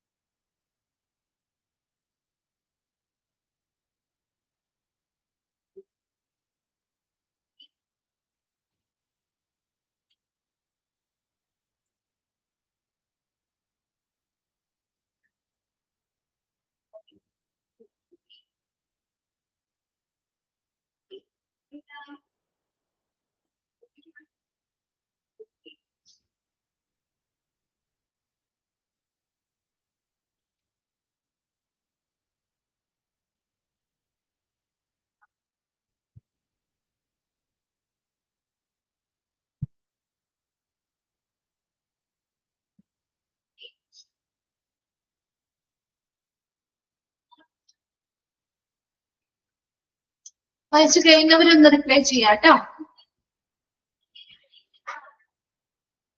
ഓക്കെ, ക്ലിയർ അല്ലേ? ഓക്കെ അല്ലേ? നെക്സ്റ്റ് അടുത്തത് നമ്മള് ഇന്റേണൽ ഫാക്ടേഴ്സ് ആണ് കേട്ടോ. അപ്പൊ ചാപ്റ്ററിന്റെ ലാസ്റ്റ് ഭാഗമാണ് ഇന്റേണൽ ഫാക്ടേഴ്സ് കേട്ടോ. ഇന്റേണൽ ഫാക്ടേഴ്സ് അല്ലെങ്കിൽ ആന്തരിക ഘടകങ്ങളാണ് നമ്മൾ നോക്കാൻ പോകുന്നത്. എക്സ്റ്റേണൽ ഫാക്ടേഴ്സ് നമ്മൾ പഠിച്ചു കഴിഞ്ഞു. Following are the internal factors which influence compensation. Compensation അല്ലെങ്കിൽ പ്രതിഫലത്തെ സ്വാധീനിക്കുന്ന ഇന്റേണൽ ഫാക്ടേഴ്സ് ആണ് താഴെ പറയുന്നവ. അതില് ഫസ്റ്റ് വൺ ആണ് ബിസിനസ് സ്ട്രാറ്റജി. അതായത് ഒരു സ്ഥാപനത്തിന്റെ ബിസിനസ് തന്ത്രങ്ങളുമായി ബന്ധപ്പെട്ട് നോക്കിയേ, the overall strategy of a company which pursue the determination of employees compensation. അപ്പൊ എപ്പോഴും ഒരു കമ്പനിയുടെ മൊത്തത്തിലുള്ള ഓവറോൾ സ്ട്രാറ്റജി, മൊത്തത്തിലുള്ള തന്ത്രങ്ങൾ അനുസരിച്ച് ഒരു അവിടെയുള്ള എംപ്ലോയീസിന്റെ കോമ്പൻസേഷന് എന്ത് ചെയ്യുന്നുണ്ട്, നിർണ്ണയിക്കാനായിട്ട് അത് പ്രേരിപ്പിക്കുന്നുണ്ട്. അപ്പൊ അതായത് the strategy is to sustain and protect current profit because of the declining fortunes of the company. The compensation level were needed to be average or even below average. അതായത് ഇപ്പൊ ഒരു കമ്പനി, ആ കമ്പനിയുടെ ആസ്തി, അതായത് അവരുടെ declining Fortune of the company, ആ ഒരു കമ്പനിയുടെ ആസ്തി കുറയുകയാണ് ചെയ്യുന്നത്. അപ്പൊ അങ്ങനെ കുറയുമ്പോൾ ആ ഒരു കമ്പനിയുടെ ആസ്തി കുറയുന്നു, അവർക്ക് വലിയ രീതിയിലുള്ള കാര്യങ്ങളോ പ്രോഫിറ്റോ മാർജിനോ ഒന്നും എത്തുന്നില്ല. അത്തരം സിറ്റുവേഷനിൽ ഒരു കമ്പനി എന്താ ചെയ്യാം, അവരുടെ നിലവിലുള്ള ആ ഒരു കറന്റ് പ്രോഫിറ്റ് അവിടെ നിലനിർത്താനും സംരക്ഷിക്കാനുമാണ് നോക്കുക. അല്ലേ? അവരുടെ ഉള്ളത് സംരക്ഷിക്കാനും നിലനിർത്താനും അല്ലേ അവർ നോക്കുള്ളൂ. ഒരു കമ്പനി അങ്ങനെയല്ലേ ചെയ്യുള്ളൂ, അവർക്കും ബെനിഫിറ്റ് ഉണ്ടാകുന്ന രീതിയിലല്ലേ അവർ കാര്യങ്ങൾ ചെയ്യുള്ളൂ. അപ്പൊ അവിടെ എന്തായിരിക്കും, അവിടുത്തെ എംപ്ലോയീസിന് ഒരുപാട് കോമ്പൻസേഷൻ അല്ലെങ്കിൽ പ്രതിഫലം അവർ കൊടുക്കോ? ഒരു കമ്പനി കുറച്ച് കുറവാണ്, അതായത് കമ്പനിക്ക് കുറച്ച് പ്രോഫിറ്റും കാര്യങ്ങളൊക്കെ കുറവാണ്, അവരുടെ ആസ്തി കുറഞ്ഞുകൊണ്ടിരിക്കുകയാണ് നമുക്ക് തോന്നുകയാണ്. അത്തരം സിറ്റുവേഷനില് അവരെന്താ ചെയ്യാൻ ശ്രമിക്കാം, അവരുടെ കിട്ടുന്ന പ്രോഫിറ്റ് അവരവിടെ പ്രൊട്ടക്ട് ചെയ്യാനല്ലേ നോക്കുള്ളൂ, അല്ലെ? അല്ലാതെ അത് എംപ്ലോയീസിന് കൊടുക്കാനായിട്ട് ശ്രമിക്കില്ലല്ലോ. അപ്പൊ ഇവിടെ അവരെന്ത് ചെയ്യും, അത്തരം സന്ദർഭങ്ങളിൽ അവരൊരു സ്ട്രാറ്റജി, ഒരു തന്ത്രം എടുക്കും. എന്താണ് അവർ തന്ത്രം എടുക്കുക, അവിടെയുള്ള എംപ്ലോയീസിന്റെ കോമ്പൻസേഷൻ ലെവൽ എന്ന് പറയുന്നത് ഒന്നില്ലെങ്കിൽ ഒരു ആവറേജ് ലെവലിലുള്ള സാലറി കൊടുക്കും, അല്ലെങ്കിൽ ഒരു ആവറേജിനും താഴെയുള്ള സാലറി ആയിരിക്കും കൊടുക്കുക. മനസ്സിലാവുന്നുണ്ടോ? Overall strategy of A company, ഒരു കമ്പനിയുടെ മൊത്തത്തിലുള്ള സ്ട്രാറ്റജി അല്ലെങ്കിൽ ആ തന്ത്രങ്ങള് നമ്മുടെ ആ ഒരു എംപ്ലോയിയുടെ കോമ്പൻസേഷനെ നിർണ്ണയിക്കുന്നുണ്ട്. അത് എങ്ങനെയാണെന്ന് പറയുന്നത്, the strategy is to sustain and protect current profit because of the declining fortunes of the company. അതായത് കമ്പനിയുടെ ആസ്തി കുറയുന്ന സന്ദർഭങ്ങളിൽ അവർ അവരുടെ മാക്സിമം കിട്ടുന്ന പ്രോഫിറ്റ് അവിടെ നിലനിർത്താനും സംരക്ഷിക്കാനുമായിരിക്കും തന്ത്രങ്ങൾ വിനയിക്കുക. അപ്പൊ അതിനു വേണ്ടിയിട്ട് ആ ഒരു കമ്പനി എന്ത് ചെയ്യുന്നുണ്ട്, അവിടുത്തെ എംപ്ലോയീസിന് കൊടുക്കുന്ന സാലറിയിലും കുറവുകൾ വരുത്തും. മനസ്സിലായോ? അപ്പൊ അവിടെ ആ ഒരു കോമ്പൻസേഷൻ ലെവല് അവർക്ക് കൊടുക്കുന്നതിൽ നിന്നും ചിലപ്പോ ഒരു ആവറേജ് ലെവലിലായിരിക്കും എല്ലാവർക്കും കൊടുക്കുക, അല്ലെങ്കിൽ ബിലോ ആവറേജ് ലെവലിലായിരിക്കും അവർക്ക് കൊടുക്കുന്ന പ്രതിഫലം ഉണ്ടായിരിക്കുക. അത്തരം സ്ട്രാറ്റജി ഉപയോഗിച്ചുകൊണ്ട് അവർക്ക് കിട്ടുന്ന മാക്സിമം പ്രോഫിറ്റ് അവിടെ അവരെ നിലനിർത്താനും സംരക്ഷിക്കാനും ശ്രമിക്കുന്നു. മനസ്സിലായോ? അല്ലാതെ അവർക്ക് പ്രോഫിറ്റ് കുറഞ്ഞാലും അവരെന്ത് ചെയ്യുന്നില്ല, അവിടുത്തെ എംപ്ലോയീസിന് ആ മുൻപുണ്ടായിരുന്ന അതേ സാലറി കൊടുക്കാനല്ല ഉദ്ദേശിക്കുന്നത്. അവരുടെ പ്രോഫിറ്റ് അവർക്ക് അവിടെ സൂക്ഷിക്കണം, അല്ലെങ്കിൽ പ്രൊട്ടക്ട് ചെയ്യണം, നിലനിർത്തണം. അതിന് വേണ്ടിയിട്ട് അത്ര നാളും എംപ്ലോയീസ് അവിടെ ചെയ്തിരുന്ന ആ ഒരു വേജ് അല്ല, അതിൽ കുറവ് ആവറേജ് വേജോ അല്ലെങ്കിൽ അതിൽ ബിലോ ആവറേജ് രീതിയിലുള്ള കോമ്പൻസേഷൻ ആയിരിക്കും അവർക്ക് കൊടുക്കാനായിട്ട് എന്ത് ചെയ്യാം, തീരുമാനിക്കുക. അപ്പൊ അതും ഈ ഒരു കമ്പനിയുടെ ആ ഒരു ബിസിനസ് സ്ട്രാറ്റജി അല്ലെങ്കിൽ അത്തരത്തിലുള്ള കുറവുകൾ വരുന്നത് ആ ഒരു എംപ്ലോയീസിന്റെ കോമ്പൻസേഷനെ സ്വാധീനിക്കുന്നുണ്ട്. ക്ലിയർ ആയോ? ബിസിനസ് സ്ട്രാറ്റജി എന്താന്ന് പറഞ്ഞത് മനസ്സിലായോ? രണ്ടാമത്തത് പെർഫോമൻസ് അപ്രൈസൽ. പ്രകടന നിലവാരത്തിനനുസരിച്ച് അല്ലെ, പ്രകടന വിലയിരുത്തലിനനുസരിച്ച് നമുക്ക് സാലറി അല്ലെങ്കിൽ കോമ്പൻസേഷൻ ചെയ്യും, അല്ലെ? ഇപ്പൊ നോക്കിയേ, the performance appraisal help to reward compensation hike for the employees who show better performance. അപ്പോ നല്ല രീതിയിൽ ഇത് പെർഫോമൻസ് അപ്രൈസൽ ഒരു വ്യക്തിയെ അപേക്ഷിച്ച് അല്ലെങ്കിൽ ഒരു ജീവനക്കാരൻ ഒരു എംപ്ലോയിയെ സംബന്ധിച്ച് അവരുടെ പ്രകടനത്തെ വിലയിരുത്തുകയും അതനുസരിച്ച് ഹെൽപ്പ് ടു റിവാർഡ് അവർക്ക് ഒന്നില്ലെങ്കിൽ പ്രതിഫലങ്ങൾ അല്ലെങ്കിൽ compensation hike for the employees who show better performance. അപ്പൊ അവിടെയുള്ള എല്ലാ എംപ്ലോയീസിനെയും എടുത്തിട്ട് അവർക്ക് അവരുടെ ആ ഒരു പ്രകടനത്തെ വിലയിരുത്തുന്നു. അവരുടെ പ്രകടനത്തെ വിലയിരുത്താൻ അതിൽ ഏറ്റവും നന്നായിട്ട് ബെറ്റർ പെർഫോമൻസ് മികച്ച പ്രകടനം കാഴ്ചവെക്കുന്ന വ്യക്തി അല്ലെങ്കിൽ ജീവനക്കാരാണോ അവർക്ക് അതിനനുസരിച്ചുള്ള കോമ്പൻസേഷൻ അല്ലെങ്കിൽ അതിനനുസരിച്ചുള്ള എന്താണ് ആനുകൂല്യങ്ങളും പ്രതിഫലങ്ങളും നൽകും. അതും അപ്പോൾ ഒരു ഇന്റേണൽ ഫാക്ടേഴ്സിൽ വരും. അപ്പൊ അവര് ബെറ്റർ ആയിട്ട് പെർഫോം ചെയ്യുകയാണെങ്കിൽ അത് അവരുടെ കോമ്പൻസേഷൻ എന്ത് ചെയ്യുന്നുണ്ട്, സ്വാധീനിക്കുന്നില്ലേ? നന്നായിട്ട് പെർഫോം ചെയ്യുന്ന ആളുകളാണെങ്കിൽ അവർക്ക് അതിനനുസരിച്ചുള്ള കോമ്പൻസേഷൻ അല്ലെങ്കിൽ റിവാർഡുകൾ കിട്ടുന്നുണ്ട് അല്ലെ? അപ്പൊ അതും അവരുടെ ആ ഒരു കോമ്പൻസേഷനെ സ്വാധീനിക്കുന്നുണ്ട്. അപ്പൊ നല്ല രീതിയിലുള്ള മികച്ച പ്രകടനമാണ് കാഴ്ചവെക്കുന്ന ജീവനക്കാരാണെങ്കിൽ അവർക്ക് മികച്ച രീതിയിലുള്ള പ്രതിഫലം അല്ലെങ്കിൽ കോമ്പൻസേഷൻ എന്ത് ചെയ്യുന്നുണ്ട്, ലഭ്യമാകുന്നുണ്ട്. അപ്പൊ അതാണ് പെർഫോമൻസ് അപ്രോച്ച് എന്ന് പറഞ്ഞാൽ പ്രകടന വിലയിരുത്തൽ എന്നാണ് കേട്ടോ. മൂന്നാമത്തത് ദ എംപ്ലോയി, ആ ജീവനക്കാരുമായി ബന്ധപ്പെട്ട several employee related factors interact to determine his or her remuneration. അതുപോലെ തന്നെ ഈ ഒരു പ്രകടനം മാത്രമല്ല അത് എംപ്ലോയിയുമായി ബന്ധപ്പെട്ട മറ്റൊരുപാട് ഘടകങ്ങള് അവരുടെ ആ ഒരു പ്രതിഫലത്തെ സ്വാധീനിക്കുന്നുണ്ട്. അപ്പൊ അവിടെ ഒരുപാട് കാര്യങ്ങൾ ഇപ്പൊ നമുക്കറിയാം, ഒരാൾക്ക് നല്ല പ്രതിഫലം കിട്ടണമെങ്കിൽ അവര് നല്ല പ്രകടനം കാഴ്ചവെക്കുന്നത് കൊണ്ട് മാത്രമാണ് അത് മാത്രമല്ലല്ലോ. ഇപ്പൊ ഒരു ഓഫീസിൽ കുറെ എംപ്ലോയീസ് വർക്ക് ചെയ്യുന്നു. അപ്പൊ അതിൽ കുറച്ചു പേർക്ക് സാലറി കുറവാണ്, കുറച്ചു പേർക്ക് നല്ല സാലറി കിട്ടുന്നുണ്ട്. അപ്പൊ അവിടെ ആ ഒരു തൊഴിൽ ആ ഒരു വ്യക്തികള് അവിടെ ഒരു 10 പേര് വർക്ക് ചെയ്യുന്നുണ്ട്. ആ 10 പേരുടെ പ്രകടന നിലവാരം മാത്രം നോക്കിയിട്ടാണ് അവർക്ക് കൂടുതൽ സാലറി കൊടുക്കുന്നത് ആണോ? ഇപ്പൊ 1, 2, 3 പേർക്ക് നല്ല മികച്ച സാലറി കിട്ടുന്നുണ്ട്. അത് അവരുടെ പെർഫോമൻസ് മാത്രം ബേസ് ചെയ്തിട്ടാണോ ആ കൂടുതൽ സാലറി കിട്ടുക? അല്ല അല്ലെ? പെർഫോമൻസ് മാത്രം നോക്കിയിട്ടല്ല, നല്ല രീതിയിൽ പെർഫോം ചെയ്യുന്നുണ്ട് അതൊക്കെ. അത് കൂടാതെ അവരുടെ സീനിയോറിറ്റി എങ്ങനെയാണ് ഇല്ലേ? സീനിയർ ആയിട്ടുള്ള ആളുകൾക്ക് സാലറി കൂടുതലായിരിക്കും, ശരിയല്ലേ? ഏതൊരു സ്ഥാപനത്തിലും അവരുടെ സീനിയോറിറ്റിക്ക് അനുസരിച്ച് എക്സ്പീരിയൻസിനനുസരിച്ച് അല്ലെ, അവരുടെ പൊട്ടൻഷ്യൽ അല്ലെങ്കിൽ അവരുടെ കഴിവുകൾക്കനുസരിച്ച് ഇവൻഷ്യൽ അവരുടെ ഭാഗ്യവും ഉണ്ട് അല്ലെ? അപ്പൊ ചില ആളുകൾക്ക് ഭാഗ്യം ഉണ്ടാവാം, ചില ആളുകൾക്ക് നല്ല രീതിയിലുള്ള കഴിവുകള്, അവരുടെ എക്സ്പീരിയൻസ്, അവരുടെ സീനിയോറിറ്റി, അവരുടെ പെർഫോമൻസ്, ഇത്തരം ഘടകങ്ങളൊക്കെ എന്തിൽ ബാധിക്കുന്നുണ്ട്, അവരുടെ കോമ്പൻസേഷനെ സ്വാധീനിക്കുന്നുണ്ട്. ഒരു എംപ്ലോയിയെ സംബന്ധിച്ച് ഈ പറയുന്ന എല്ലാ ഘടകം ഒരു പെർഫോമൻസ് മാത്രം വിലയിരുത്തിയാൽ അത് മാത്രം ഒരു ഘടകമാക്കി എടുക്കാൻ പറ്റില്ല. പെർഫോമൻസ് ഉണ്ട്, അവരുടെ സീനിയോറിറ്റി ഉണ്ട്, അവരുടെ എക്സ്പീരിയൻസ് ഉണ്ട്, അവരുടെ കഴിവുകളുണ്ട്, അതുപോലെ ഭാഗ്യമുണ്ട്. അപ്പൊ ഇത്രയും കാര്യങ്ങളെല്ലാം ഉൾപ്പെടുത്തി ഒരു വ്യക്തിക്ക് നമ്മൾ എന്ത് ചെയ്യുന്നുണ്ട്, അവരുടെ ഇത്തരം കാര്യങ്ങളെല്ലാം നമ്മൾ നോക്കും. അപ്പൊ നല്ല സീനിയോറിറ്റി ഉള്ള ഒരു വ്യക്തിയാണെങ്കിൽ നമുക്ക് സ്വാഭാവികമായിട്ടും ഇപ്പൊ ഒരു ഫ്രഷർ ആയിട്ട് കയറിയ ആളെക്കാളും കൂടുതൽ കോമ്പൻസേഷൻ ഉറപ്പായിട്ടും അവർക്കുണ്ടാവും അല്ലെ? അപ്പൊ അത്തരം കാര്യങ്ങളൊക്കെ നോക്കിയിട്ടാണ് നമ്മൾ ഒരു വ്യക്തിയുടെ കോമ്പൻസേഷൻ അല്ലെങ്കിൽ പ്രതിഫലം നിർണ്ണയിക്കുന്നത്. അപ്പൊ ഇത്തരം ഘടകങ്ങളും ഒരു വ്യക്തിയുടെ കോമ്പൻസേഷനെ ബാധിക്കുന്ന അല്ലെങ്കിൽ സ്വാധീനിക്കുന്ന ഘടകങ്ങളാണ്. അപ്പൊ ഇന്റേണൽ ഫാക്ടേഴ്സിൽ 3 കാര്യങ്ങളാണ് പറഞ്ഞത്: business strategy, performance appraisal, employee. അപ്പൊ ബിസിനസ് സ്ട്രാറ്റജി എന്ന് പറഞ്ഞാൽ ഒരു സ്ഥാപനത്തിന്റെ ആ ഒരു ഫോർച്യൂൺ, അതായത് അവരുടെ ആ ഒരു ആസ്തി കുറയുന്നുണ്ടെങ്കിൽ അവിടെ അവർ എടുക്കുന്ന ഒരു തന്ത്രമാണ് അവരുടെ ആ ഒരു പ്രോഫിറ്റിനെ നിലനിർത്തുക, സംരക്ഷിക്കുക. അതിനു വേണ്ടിയിട്ട് അവിടെ ആ ഒരു എംപ്ലോയീസിന്റെ കോമ്പൻസേഷനുകളിൽ അവര് മാറ്റങ്ങൾ വരുത്താം. ഒന്നില്ലെങ്കിൽ ആവറേജ് സാലറി കൊടുക്കാം, അല്ലെങ്കിൽ ബിലോ ആവറേജ് കോമ്പൻസേഷൻ ലെവലായിരിക്കും അവർക്ക് കൊടുക്കുക. രണ്ടാമത്തത് പെർഫോമൻസ് അപ്രൈസൽ, പ്രകടന വിലയിരുത്തൽ പറയുന്നത് നല്ല രീതിയിൽ മികച്ച പെർഫോമൻസ് കാഴ്ചവെക്കുന്നവർക്ക് നല്ല രീതിയിലുള്ള ബെസ്റ്റ് റിവാർഡുകൾ അല്ലെങ്കിൽ മികച്ച പ്രതിഫലങ്ങൾ നൽകാറുണ്ട്. ഇനി മൂന്നാമത്തത് എംപ്ലോയീസുമായി ബന്ധപ്പെട്ട മറ്റ് ഘടകങ്ങളോ ഈ ഒരു അവരുടെ ആ ഒരു കോമ്പൻസേഷൻ അല്ലെങ്കിൽ പ്രതിഫലത്തെ നിർണ്ണയിക്കുന്നതിൽ സ്വാധീനം ചെലുത്തുന്നുണ്ട്. അപ്പൊ അത് പെർഫോമൻസ് മാത്രമല്ല, സീനിയോറിറ്റി, എക്സ്പീരിയൻസ്, പൊട്ടൻഷ്യൽ ആൻഡ് ഇവൻ അവരുടെ അത്രയും കാര്യങ്ങളൊക്കെ ആ ഒരു എംപ്ലോയീസിന്റെ റെമ്യൂണറേഷനിൽ സ്വാധീനം ചെലുത്തുകയും ചെയ്യുന്നുണ്ട്. വേഗം ഒന്ന് നോക്കി ഇന്റേണൽ ഫാക്ടേഴ്സ്.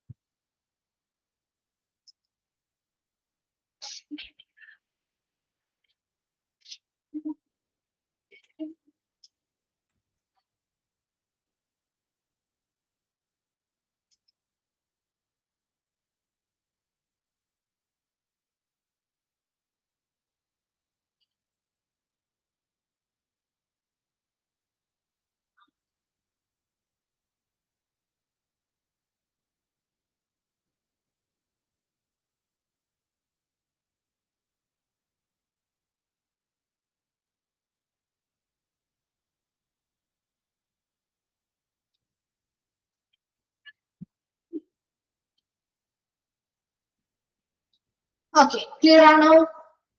നമ്മുടെ ഈ ഒരു ചാപ്റ്റർ കംപ്ലീറ്റ് ആയിട്ടോ. Talent management and compensation management എന്ന് പറയുന്ന ചാപ്റ്റർ കംപ്ലീറ്റ് ആയിരിക്കും. ഇനി നിങ്ങൾക്ക് ഓൾറെഡി സെക്കൻഡ് ചാപ്റ്റർ കുറച്ച് ഭാഗം പെൻഡിങ് ഉണ്ട് അല്ലേ? അപ്പൊ അതിൽ കുറച്ച് ഭാഗം ലാസ്റ്റ് ഒരു സെക്ഷൻ മിസ് എടുക്കുന്നുണ്ട് കേട്ടോ.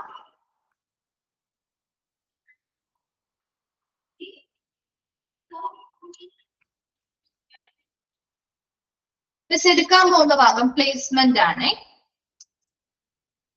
പ്ലേസ്മെന്റ് എന്ന് പറഞ്ഞ ഭാഗമാണ്. അതിന് മുൻപുള്ള ഭാഗം ഓറിയന്റേഷൻ എന്ന് പറഞ്ഞ ഭാഗം സോളി മിസ് അല്ലേ എടുത്തോണ്ടിരിക്കുന്നേ?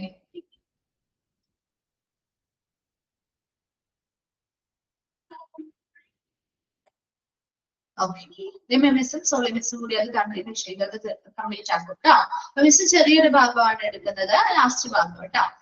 പ്ലേസ്മെന്റ് എന്നുള്ള ഒരു ഭാഗമാണ് എടുക്കുന്നത്. അപ്പോ നെക്സ്റ്റ് ക്ലാസ്സിൽ വരുമ്പോൾ മിസ് പറഞ്ഞത് മറക്കരുത്. 3 ചാപ്റ്റേഴ്സ് വായിക്കുക, ഡൗട്ട്സോ കാര്യങ്ങളോ ഉണ്ടെങ്കിൽ ചോദിക്കുക. അതിന് ഏതെങ്കിലും ഭാഗങ്ങള് പറഞ്ഞ് മനസ്സിലാവാത്തതുണ്ട് അല്ലെങ്കിൽ ഒന്നുകൂടി പറഞ്ഞു തരണം എന്നൊക്കെ ഉണ്ടെങ്കിൽ ആ ഒരു ഭാഗമൊക്കെ ഉണ്ടെങ്കിൽ നെക്സ്റ്റ് ക്ലാസ്സിൽ വരുമ്പോൾ പറയാം കേട്ടോ. അപ്പൊ അതിനനുസരിച്ച് നമുക്ക് ടൈം അഡ്ജസ്റ്റ് ചെയ്ത് അതിന് പിന്നത്തെ ക്ലാസ്സുകൾ എങ്ങനെയാണെന്ന് നോക്കിയിട്ട് അതിനനുസരിച്ച് ചെയ്യാൻ വേണ്ടിയിട്ടാണ് കേട്ടോ. അപ്പൊ നമുക്ക് പ്ലേസ്മെന്റ് എന്ന് പറഞ്ഞ ഭാഗം സ്റ്റാർട്ട് ചെയ്യാം. കുറച്ച് ഭാഗങ്ങളുണ്ട്, ചെറിയൊരു ഭാഗമാണ്. അപ്പൊ പ്ലേസ്മെന്റ് എന്താണ് ശരിക്കും ഒരു പ്ലേസ്മെന്റ് എന്ന് പറഞ്ഞാല്? എന്താണ് പ്ലേസ്മെന്റ്? അറിയാലോ, നമുക്ക് കേട്ട് പരിചയമുള്ള ടേമാണ് അല്ലെ? എന്താണ് ഒരു പ്ലേസ്മെന്റ് എന്ന് പറഞ്ഞ? എന്താ ഒരു പ്ലേസ്മെന്റ്? എന്താണ് റിപ്ലൈ ചെയ്യാത്ത? പ്ലേസ്മെന്റ് എന്ന് പറഞ്ഞാൽ എന്താ? അറിയാവുന്നത് പറഞ്ഞാൽ മതി. എന്താണ് ഒരു പ്ലേസ്മെന്റ്? ഒരു ജോലി നൽകുക, അല്ലെങ്കിൽ നമുക്ക് എന്ത് പറയാം, ഒരു ജോലിയിലേക്ക് ഒരു വ്യക്തിയെ നിയോഗിക്കുക അല്ലെങ്കിൽ നിയമിക്കുക. അതാണ് പ്ലേസ്മെന്റ് എന്ന് പറഞ്ഞാൽ അല്ലെ? ആ ഒരു നിയമിക്കുന്നതിന് വേണ്ടി ഒരുപാട് പ്രോസസ്സുകളുണ്ട്, ശരിയല്ലേ? അപ്പൊ അതിന് വേണ്ടി നമുക്ക് റിക്രൂട്ട്മെന്റും സെലക്ഷൻ ഒക്കെ നമ്മൾ പഠിച്ചു അല്ലെ? അതിനുശേഷം ഒരു ജോലിയിലേക്ക് ഒരു വ്യക്തിയെ നിയമിക്കുന്നതിനെയാണ് നമ്മൾ പ്ലേസ്മെന്റ് എന്ന് പറയുന്നത് അല്ലേ? ആണോ? അപ്പൊ അവർക്കൊരു ജോലി നമ്മൾ കൊടുക്കുകയാണ്, അല്ലെങ്കിൽ നമ്മൾ അവരെ നിയമിക്കുകയാണ് ഒരു ജോലിയിലേക്ക് അല്ലെ? അപ്പൊ ഇവിടെ നമ്മൾ ആദ്യം നോക്കാൻ പോകുന്നത് meaning and definition of placement. പ്ലേസ്മെന്റിന്റെ അർത്ഥവും അതുപോലെ തന്നെ നിർവചനങ്ങളും. ആദ്യം കുറച്ച് ഭാഗം പ്ലേസ്മെന്റ് എന്താണെന്നും അതുമായി ബന്ധപ്പെട്ട കാര്യങ്ങളും കുറച്ച് ഭാഗം പഠിക്കാനുള്ളൂ കേട്ടോ. അപ്പൊ അതില് എന്താണ് പ്ലേസ്മെന്റ്, അതുമായി ബന്ധപ്പെട്ട കുറച്ച് കാര്യങ്ങളാണ് നമ്മൾ നോക്കുന്നത്. നോക്കിയേ, ഫസ്റ്റ് വൺ ആണ് meaning and definition of placement. The employee should be placed on he or she has been hired. അപ്പൊ എപ്പോഴും ഒരു ജീവനക്കാരെ നിയമിക്കുക എന്നുള്ളത് അവരെ നിയമിക്കേണ്ട സമയത്ത് തന്നെയാണ് നിയമിക്കേണ്ടത് അല്ലെ? ഒരു എംപ്ലോയി അല്ലെങ്കിൽ ഒരു ജീവനക്കാരൻ എന്ന് പറയുമ്പോൾ അവരെ നിയമിക്കേണ്ടത് എപ്പോഴാണ്? നിയമിക്കേണ്ടത് കൃത്യമായ സമയത്ത് തന്നെ അവരെ നിയമിക്കണം അല്ലെ? ഒരു ജോലിയിൽ ഒരു വേക്കൻസി വന്നു, അല്ലെങ്കിൽ ഒരു ജോലിക്ക് വേണ്ടി ഒരു വ്യക്തിയെ വേണം, ആ കൃത്യമായ സമയത്ത് തന്നെ നമ്മൾ ഒരാളെ എന്ത് ചെയ്യണം? അവിടെ നിയമിക്കണം, വേണ്ടേ? ആ ഒരു ജോലിക്ക് ആവശ്യമായിട്ട് ഒരു എംപ്ലോയിയെ വേണമെന്ന് ആവശ്യമായി വരുമ്പോൾ തന്നെ നമ്മൾ എന്ത് ചെയ്യണം? ആ ഒരു വ്യക്തിയെ ആ ഒരു കൃത്യസമയത്ത് തന്നെ നിയമിക്കപ്പെടേണ്ടതായിട്ടുണ്ട്. So allocation of people to jobs is known as placement. അപ്പൊ എന്താണ്? ഒരു ജോലിയിലേക്ക് അല്ലെ, ഒരു ജോലിയിലേക്ക് ആളുകളെ നിയോഗിക്കുന്നത് അല്ലെങ്കിൽ നിയമിക്കുന്നതിനെയാണ് നമ്മള് പ്ലേസ്മെന്റ് എന്ന് പറയുന്നത്. Allocation of people to jobs is known as placement. ആ സെന്റൻസ് ഒന്ന് അണ്ടർലൈൻ ചെയ്തിട്ടോ. അപ്പൊ ആളുകളെ ജോലിയിലേക്ക് നമ്മൾ ആളുകളെ നിയോഗിക്കുന്നതിനെ അല്ലെങ്കിൽ നിയമിക്കുന്നതിനെയാണ് നമ്മള് പ്ലേസ്മെന്റ് എന്ന് പറയുന്നത്. ക്ലിയർ ആണല്ലോ? It is a process of assigning or reassigning employees to a new or different job. അപ്പൊ ഇവിടെ ഒരു പുതിയ ജോലി ആയിക്കോട്ടെ, അല്ലെങ്കിൽ ഒരു പുതിയ ജോലിയാവാം, അല്ലെങ്കിൽ മറ്റേതെങ്കിലും ഡിഫറെന്റ് ജോലിയിലേക്ക് ജീവനക്കാരെ നിയോഗിക്കുക അല്ലെങ്കിൽ റീഅസൈൻ ചെയ്യുക അല്ലെങ്കിൽ പുനർ നിയമിക്കുകയോ ചെയ്യുന്ന ഒരു പ്രക്രിയയാണ് പ്ലേസ്മെന്റ് എന്ന് പറയുന്നത്. ഇവിടെ ചിലപ്പോൾ ഒരു പുതിയ ജോലിയിലേക്ക് ആയിരിക്കും നമ്മളെ നിയോഗിക്കുക അല്ലെ? അല്ലെങ്കിൽ മറ്റേതെങ്കിലും ഇപ്പൊ നമ്മൾ ചെയ്തുകൊണ്ടിരിക്കുന്ന ഏതെങ്കിലും ഓൾറെഡി നമ്മൾ ചെയ്തുകൊണ്ടിരിക്കുന്ന ജോലിയിൽ നിന്ന് ഡിഫറെന്റ് ആയിട്ടുള്ള ഏതെങ്കിലും ജോലിയിലേക്ക് നമ്മൾ നിയമിക്കാം അല്ലെങ്കിൽ പുനർനിയമിക്കാം. അപ്പൊ അത്തരത്തിലുള്ള ഒരു പ്രക്രിയയാണ് ശരിക്കും പ്ലേസ്മെന്റ് എന്ന് പറയുന്നത്. Thus, placement is the procedure of placing the right person on the right job, and the aim of placement is to place the hired candidates in the job for which they have the needed skills. ഇവിടെ placement procedure എന്ന് പറയുമ്പോൾ ശരിയായ വ്യക്തിയെ ശരിയായ ജോലിയിലേക്ക് നിയമിക്കുക എന്നതാണ്.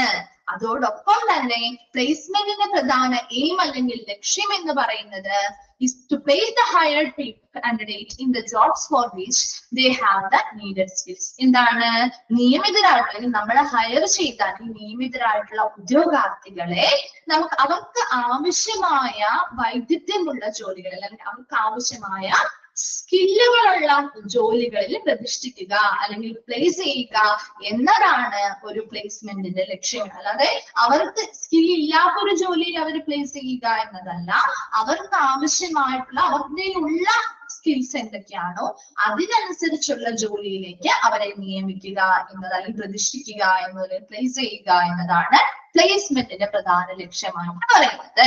So placement എന്താണ്, അതുമായി ബന്ധപ്പെട്ട എയിം എന്താണെന്നാണ് നമ്മൾ പറഞ്ഞത്. അപ്പൊ പ്ലേസ്മെന്റ് എന്ന് പറഞ്ഞാൽ നമ്മൾ എപ്പോഴും നമുക്കറിയാം ഏതൊരു ജോലിയാണെങ്കിലും ആ ജോലി നിയമിക്കപ്പെടേണ്ടത് കൃത്യമായ സമയത്ത് അവിടെ നമ്മൾ നിയമിതരാക്കേണ്ട ആളുകളെ എന്ത് ചെയ്യണം, അവിടെ പ്ലേസ് ചെയ്യണം അല്ലെങ്കിൽ നിയമിതരാക്കേണ്ടതായിട്ടുണ്ട്. അപ്പൊ പ്ലേസ്മെന്റ് എന്ന് പറഞ്ഞാൽ allocation of people to jobs is known as placement. ജോലികളിലേക്ക് ആളുകളെ നിയോഗിക്കുന്നതിനെയാണ് നമ്മൾ പ്ലേസ്മെന്റ് എന്ന് പറയുന്നത്.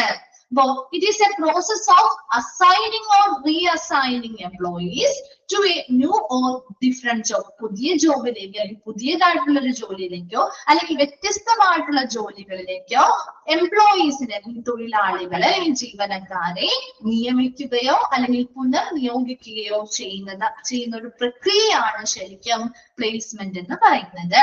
ഇനി ഈ ഒരു പ്ലേസ്മെന്റ് പ്രൊസീജിയർ എന്ന് പറഞ്ഞാൽ placing the right person on the right job, അല്ലെ ശരിയായ വ്യക്തികളെ ശരിയായ ജോലിയിലേക്ക് നിയോഗിക്കുക എന്നതാണ്. അതുപോലെ the aim of placement is to place the hired candidate in the jobs for which they have the needed skills. അതുപോലെ തന്നെ നമ്മൾ നിയമിതരെ ഈ ഒരു പ്ലേസ്മെന്റിന്റെ പ്രധാന ലക്ഷ്യം എന്ന് പറയുന്നത് നമ്മുടെ നിയമിതരായിട്ടുള്ള ഉദ്യോഗാർത്ഥികളെ അവർക്ക് ആവശ്യമായിട്ടുള്ള സ്കില്ല് അല്ലെങ്കിൽ അവർക്ക് ആവശ്യമായിട്ടുള്ള വൈദഗ്ധ്യങ്ങൾ ആ ജോലി അത്തരം വൈദഗ്ധ്യങ്ങൾ അല്ലെങ്കിൽ അത്തരം സ്കില്ലുകളുള്ള അവർക്ക് എന്തൊക്കെ സ്കില്ലുണ്ടോ അതിനാവശ്യമായിട്ടുള്ള ജോലികളിൽ അവരെ പ്രതിഷ്ഠിക്കുക അല്ലെങ്കിൽ പ്ലേസ് ചെയ്യുക എന്നതാണ് ഒരു പ്ലേസ്മെന്റിന്റെ പ്രധാന ലക്ഷ്യം എന്ന് പറയുന്നത്. വേഗം ഒന്ന് അവിടെ വായിച്ചു നോക്കി.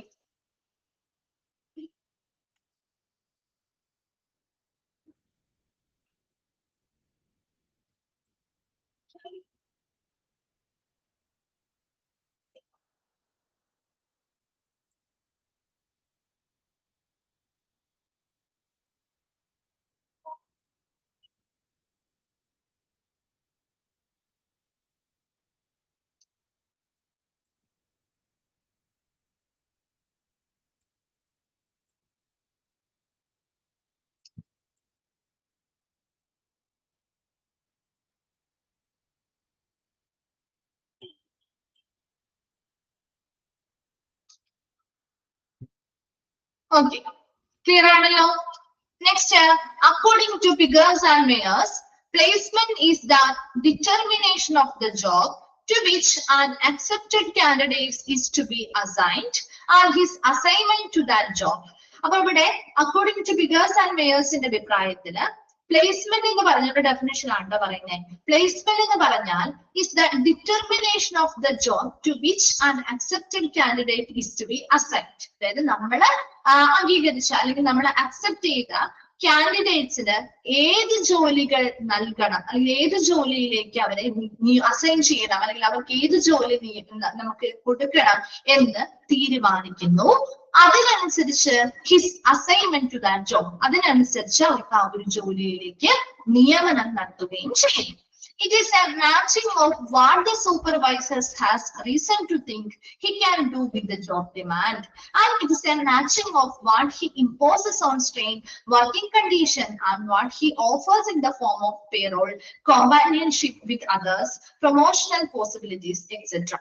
ഇവിടെ രണ്ട് മൂന്ന് കാര്യങ്ങൾ. It's a matching of what the supervisors has reason to think he can do with the job demand. അതുപോലെ തന്നെ ഇവിടെ പ്ലേസ്മെന്റ് എന്ന് പറയുമ്പോൾ ഇവിടെ ഒരുപാട് കാര്യങ്ങൾ മാച്ച് ചെയ്യാനുണ്ട്. അതായത് ഒരു സൂപ്പർവൈസറിന്റെ ചിന്താഗതിയിൽ നിന്ന് നോക്കുമ്പോൾ ആ ഒരു ജോലിയുടെ ആവശ്യകതയ്ക്കനുസരിച്ചുള്ള കാര്യങ്ങൾ ഈ ഒരു വ്യക്തിക്ക് ചെയ്യാൻ സാധിക്കുമോ, അതുപോലെ തന്നെ അതുമായിട്ട് ഇവര് മാച്ചിങ് ആണോ, അതുപോലെ തന്നെ matching of what he imposes on strain. അതുപോലെ ഒരു സൂപ്പർവൈസർ ഇമ്പോസ് ചെയ്യുന്ന അവര് ആ ഒരു എംപ്ലോയീസിൽ ചെലുത്തുന്ന സ്ട്രെയിൻസ്, പ്രഷർ ആയിരിക്കാം, വർക്കിംഗ് കണ്ടീഷനുകൾ നൽകുന്നുണ്ട്, what he offers in the form of payroll, അവർക്ക് കൊടുക്കുന്ന ശമ്പളം, അവരുമായിട്ടുള്ള ആ ഒരു സൗഹൃദം, അതുപോലെ തന്നെ പ്രൊമോഷനുമായി ബന്ധപ്പെട്ട ആ ഒരു എന്താണ് സാധ്യതകള്, ഇത്തരം കാര്യങ്ങളിലെല്ലാം ഈ ഒരു വ്യക്തിക്ക് മാച്ച് ചെയ്തു പോകാൻ പറ്റുമോ? ഇത്തരം കാര്യങ്ങളൊക്കെ നോക്കിയിട്ടല്ലേ നമ്മൾ ഒരാളെ പ്ലേസ് ചെയ്യുന്നത്, അല്ലെ? ഒരിക്കലും വെറുതെ ഒരാളെ നമ്മൾ പ്ലേസ്മെന്റ് നടത്തില്ല, അല്ലെ? ഒരു ജോലിയിലേക്ക് നമ്മൾ ഒരാളെ പ്ലേസ് ചെയ്യുമ്പോൾ ആ ഒരു ജോലിക്ക് നമുക്ക് കുറെ പേരെ നമ്മൾ എന്ത് ചെയ്യുന്നുണ്ടാവും, നമ്മളെ റിക്രൂട്ട് ചെയ്യുന്നുണ്ടാവും, അല്ലെ? അപ്പൊ അതിൽ നമ്മൾ സെലക്ട് ചെയ്ത് വെച്ച കുറെ പേരില് ഏത് വ്യക്തിയാണോ നമ്മുടെ ഈ ഒരു ജോലിയുമായി ബന്ധപ്പെട്ട് നമ്മൾ അക്സെപ്റ്റ് ചെയ്ത കുറെ കാൻഡിഡേറ്റ്സ് ഉണ്ട്, അല്ലെ? അപ്പൊ അതിൽ നമ്മൾ അംഗീകരിച്ച ആ ഒരു വ്യക്തികൾ അല്ലെങ്കിൽ അംഗീകരിച്ച ആ ഒരു കാൻഡിഡേറ്റില് അവർക്ക് എന്ത് ജോലി നമ്മൾ നൽകണം എന്ന് തീരുമാനിക്കുന്നു, അതിനനുസരിച്ച് നമ്മൾ ആ ഒരു ജോലിയിലേക്ക് അവരെ നിയമനം നടത്തുകയും ചെയ്യും, അല്ലെങ്കിൽ ആ ഒരു ജോലിയിലേക്ക് അവരെ നിയോഗിക്കുന്നു. അതാണ് പ്ലേസ്മെന്റ് എന്ന് പറയുന്നത്. അപ്പൊ അവര് രണ്ട് മൂന്ന് കാര്യങ്ങൾ നമ്മൾ മാച്ച് ആണോ എന്ന് നോക്കിയിട്ടാണ് ആ ഒരു നിയമനം നടത്തുക. അതിൽ ഒന്നാമത്തെ കാര്യം ഒരു സൂപ്പർവൈസറുമായി ബന്ധപ്പെട്ട കാര്യമാണ്. ഒരു സൂപ്പർവൈസർ തിങ്ക് ചെയ്യാണ് ആ ജോലിയുടെ ആവശ്യകതക്കനുസരിച്ചുള്ള കാര്യങ്ങളെല്ലാം ഇവർക്ക് ചെയ്യാൻ സാധിക്കുമോ, അതുപോലെ തന്നെ ആ രീതിയിലുള്ള കാര്യങ്ങൾ മാച്ച് ആണോ, അതുപോലെ ഒരു സൂപ്പർവൈസർ നൽകുന്ന ആ ഒരു എംപ്ലോയീസിന് നൽകുന്ന സ്ട്രെയിൻ, അവർക്ക് കൊടുക്കുന്ന സമ്മർദ്ദം, ആ ഒരു വർക്കിംഗ് കണ്ടീഷൻ, അവർക്ക് കൊടുക്കുന്ന ശമ്പളം, അതുപോലെ അവരുമായിട്ടുള്ള ആ ഒരു പങ്കിടുന്ന ആ ഒരു സൗഹൃദം, അതുപോലെ ആ ഒരു പ്രൊമോഷണൽ ഓപ്പർച്യൂണിറ്റി അല്ലെങ്കിൽ അവസരങ്ങള് മുതലായവയുമായി ബന്ധപ്പെട്ട് ഈ ഒരു വ്യക്തി മാച്ചിങ് ആയിരിക്കുമോ? ഇത്തരം കാര്യങ്ങള് കൺസിഡർ ചെയ്തുകൊണ്ട് നമ്മൾ അംഗീകരിച്ച വ്യക്തികൾക്ക് നമ്മൾ ഏത് നിയമനം നടത്തണമെന്ന് തീരുമാനിക്കുന്നു. ആ ഒരു ജോലിയിലേക്ക് അവരെ നിയോഗിക്കുകയും ചെയ്യുന്ന പ്രക്രിയയാണ് പ്ലേസ്മെന്റ് എന്നാണ് അക്കോർഡിംഗ് ടു ഫിഗേഴ്സ് ആൻഡ് മേയേഴ്സിന്റെ അഭിപ്രായത്തിൽ പറയുന്നത്. വേഗം ഒന്ന് വായിച്ചു നോക്കിയത്.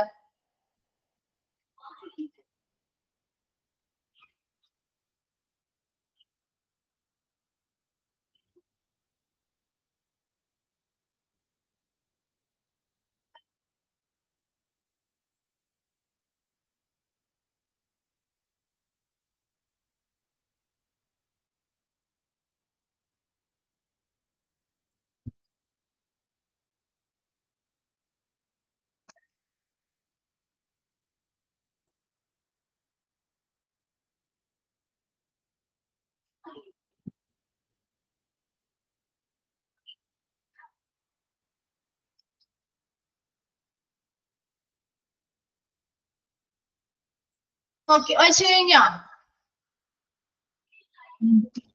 ശരി.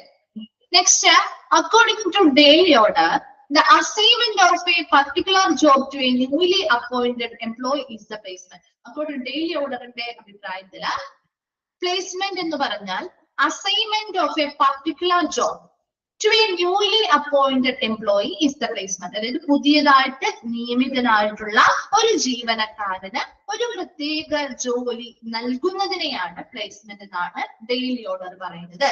ഒരു പുതിയതായി നിയമിതനായ ഒരു ജീവനക്കാരന് ഒരു പ്രത്യേക ജോലി നൽകുന്നതിനെയാണ് പ്ലേസ്മെന്റ് എന്നാണ് ഡെയിലി ഓർഡർ പറയുന്നത്. അപ്പോ ഫിഗേഴ്സ് ആൻഡ് മേയേഴ്സിന്റെ ഡെഫിനിഷൻ നമ്മൾ പറഞ്ഞു, ഡെയിലി ഓർഡറിന്റെയും പറഞ്ഞു. അവിടെ വരെയും നെക്സ്റ്റ് ക്ലാസ്സിൽ വരുമ്പോൾ വായിച്ചിട്ട് വരാം കേട്ടോ. അടുത്ത ഭാഗം നമുക്ക് നെക്സ്റ്റ് ക്ലാസ്സിൽ കണ്ടിന്യൂ ചെയ്യാം. മിസ് ഇന്ന് ഇത്രയും എടുക്കുന്നുള്ളൂ കേട്ടോ. നെക്സ്റ്റ് ക്ലാസ്സിൽ വരുമ്പോൾ നമുക്ക് കണ്ടിന്യൂ ചെയ്യാം. ഇപ്പൊ ഇവിടെ വരെ ഒന്ന് വായിച്ചിട്ട് വരാം കേട്ടോ. Okay, thank you.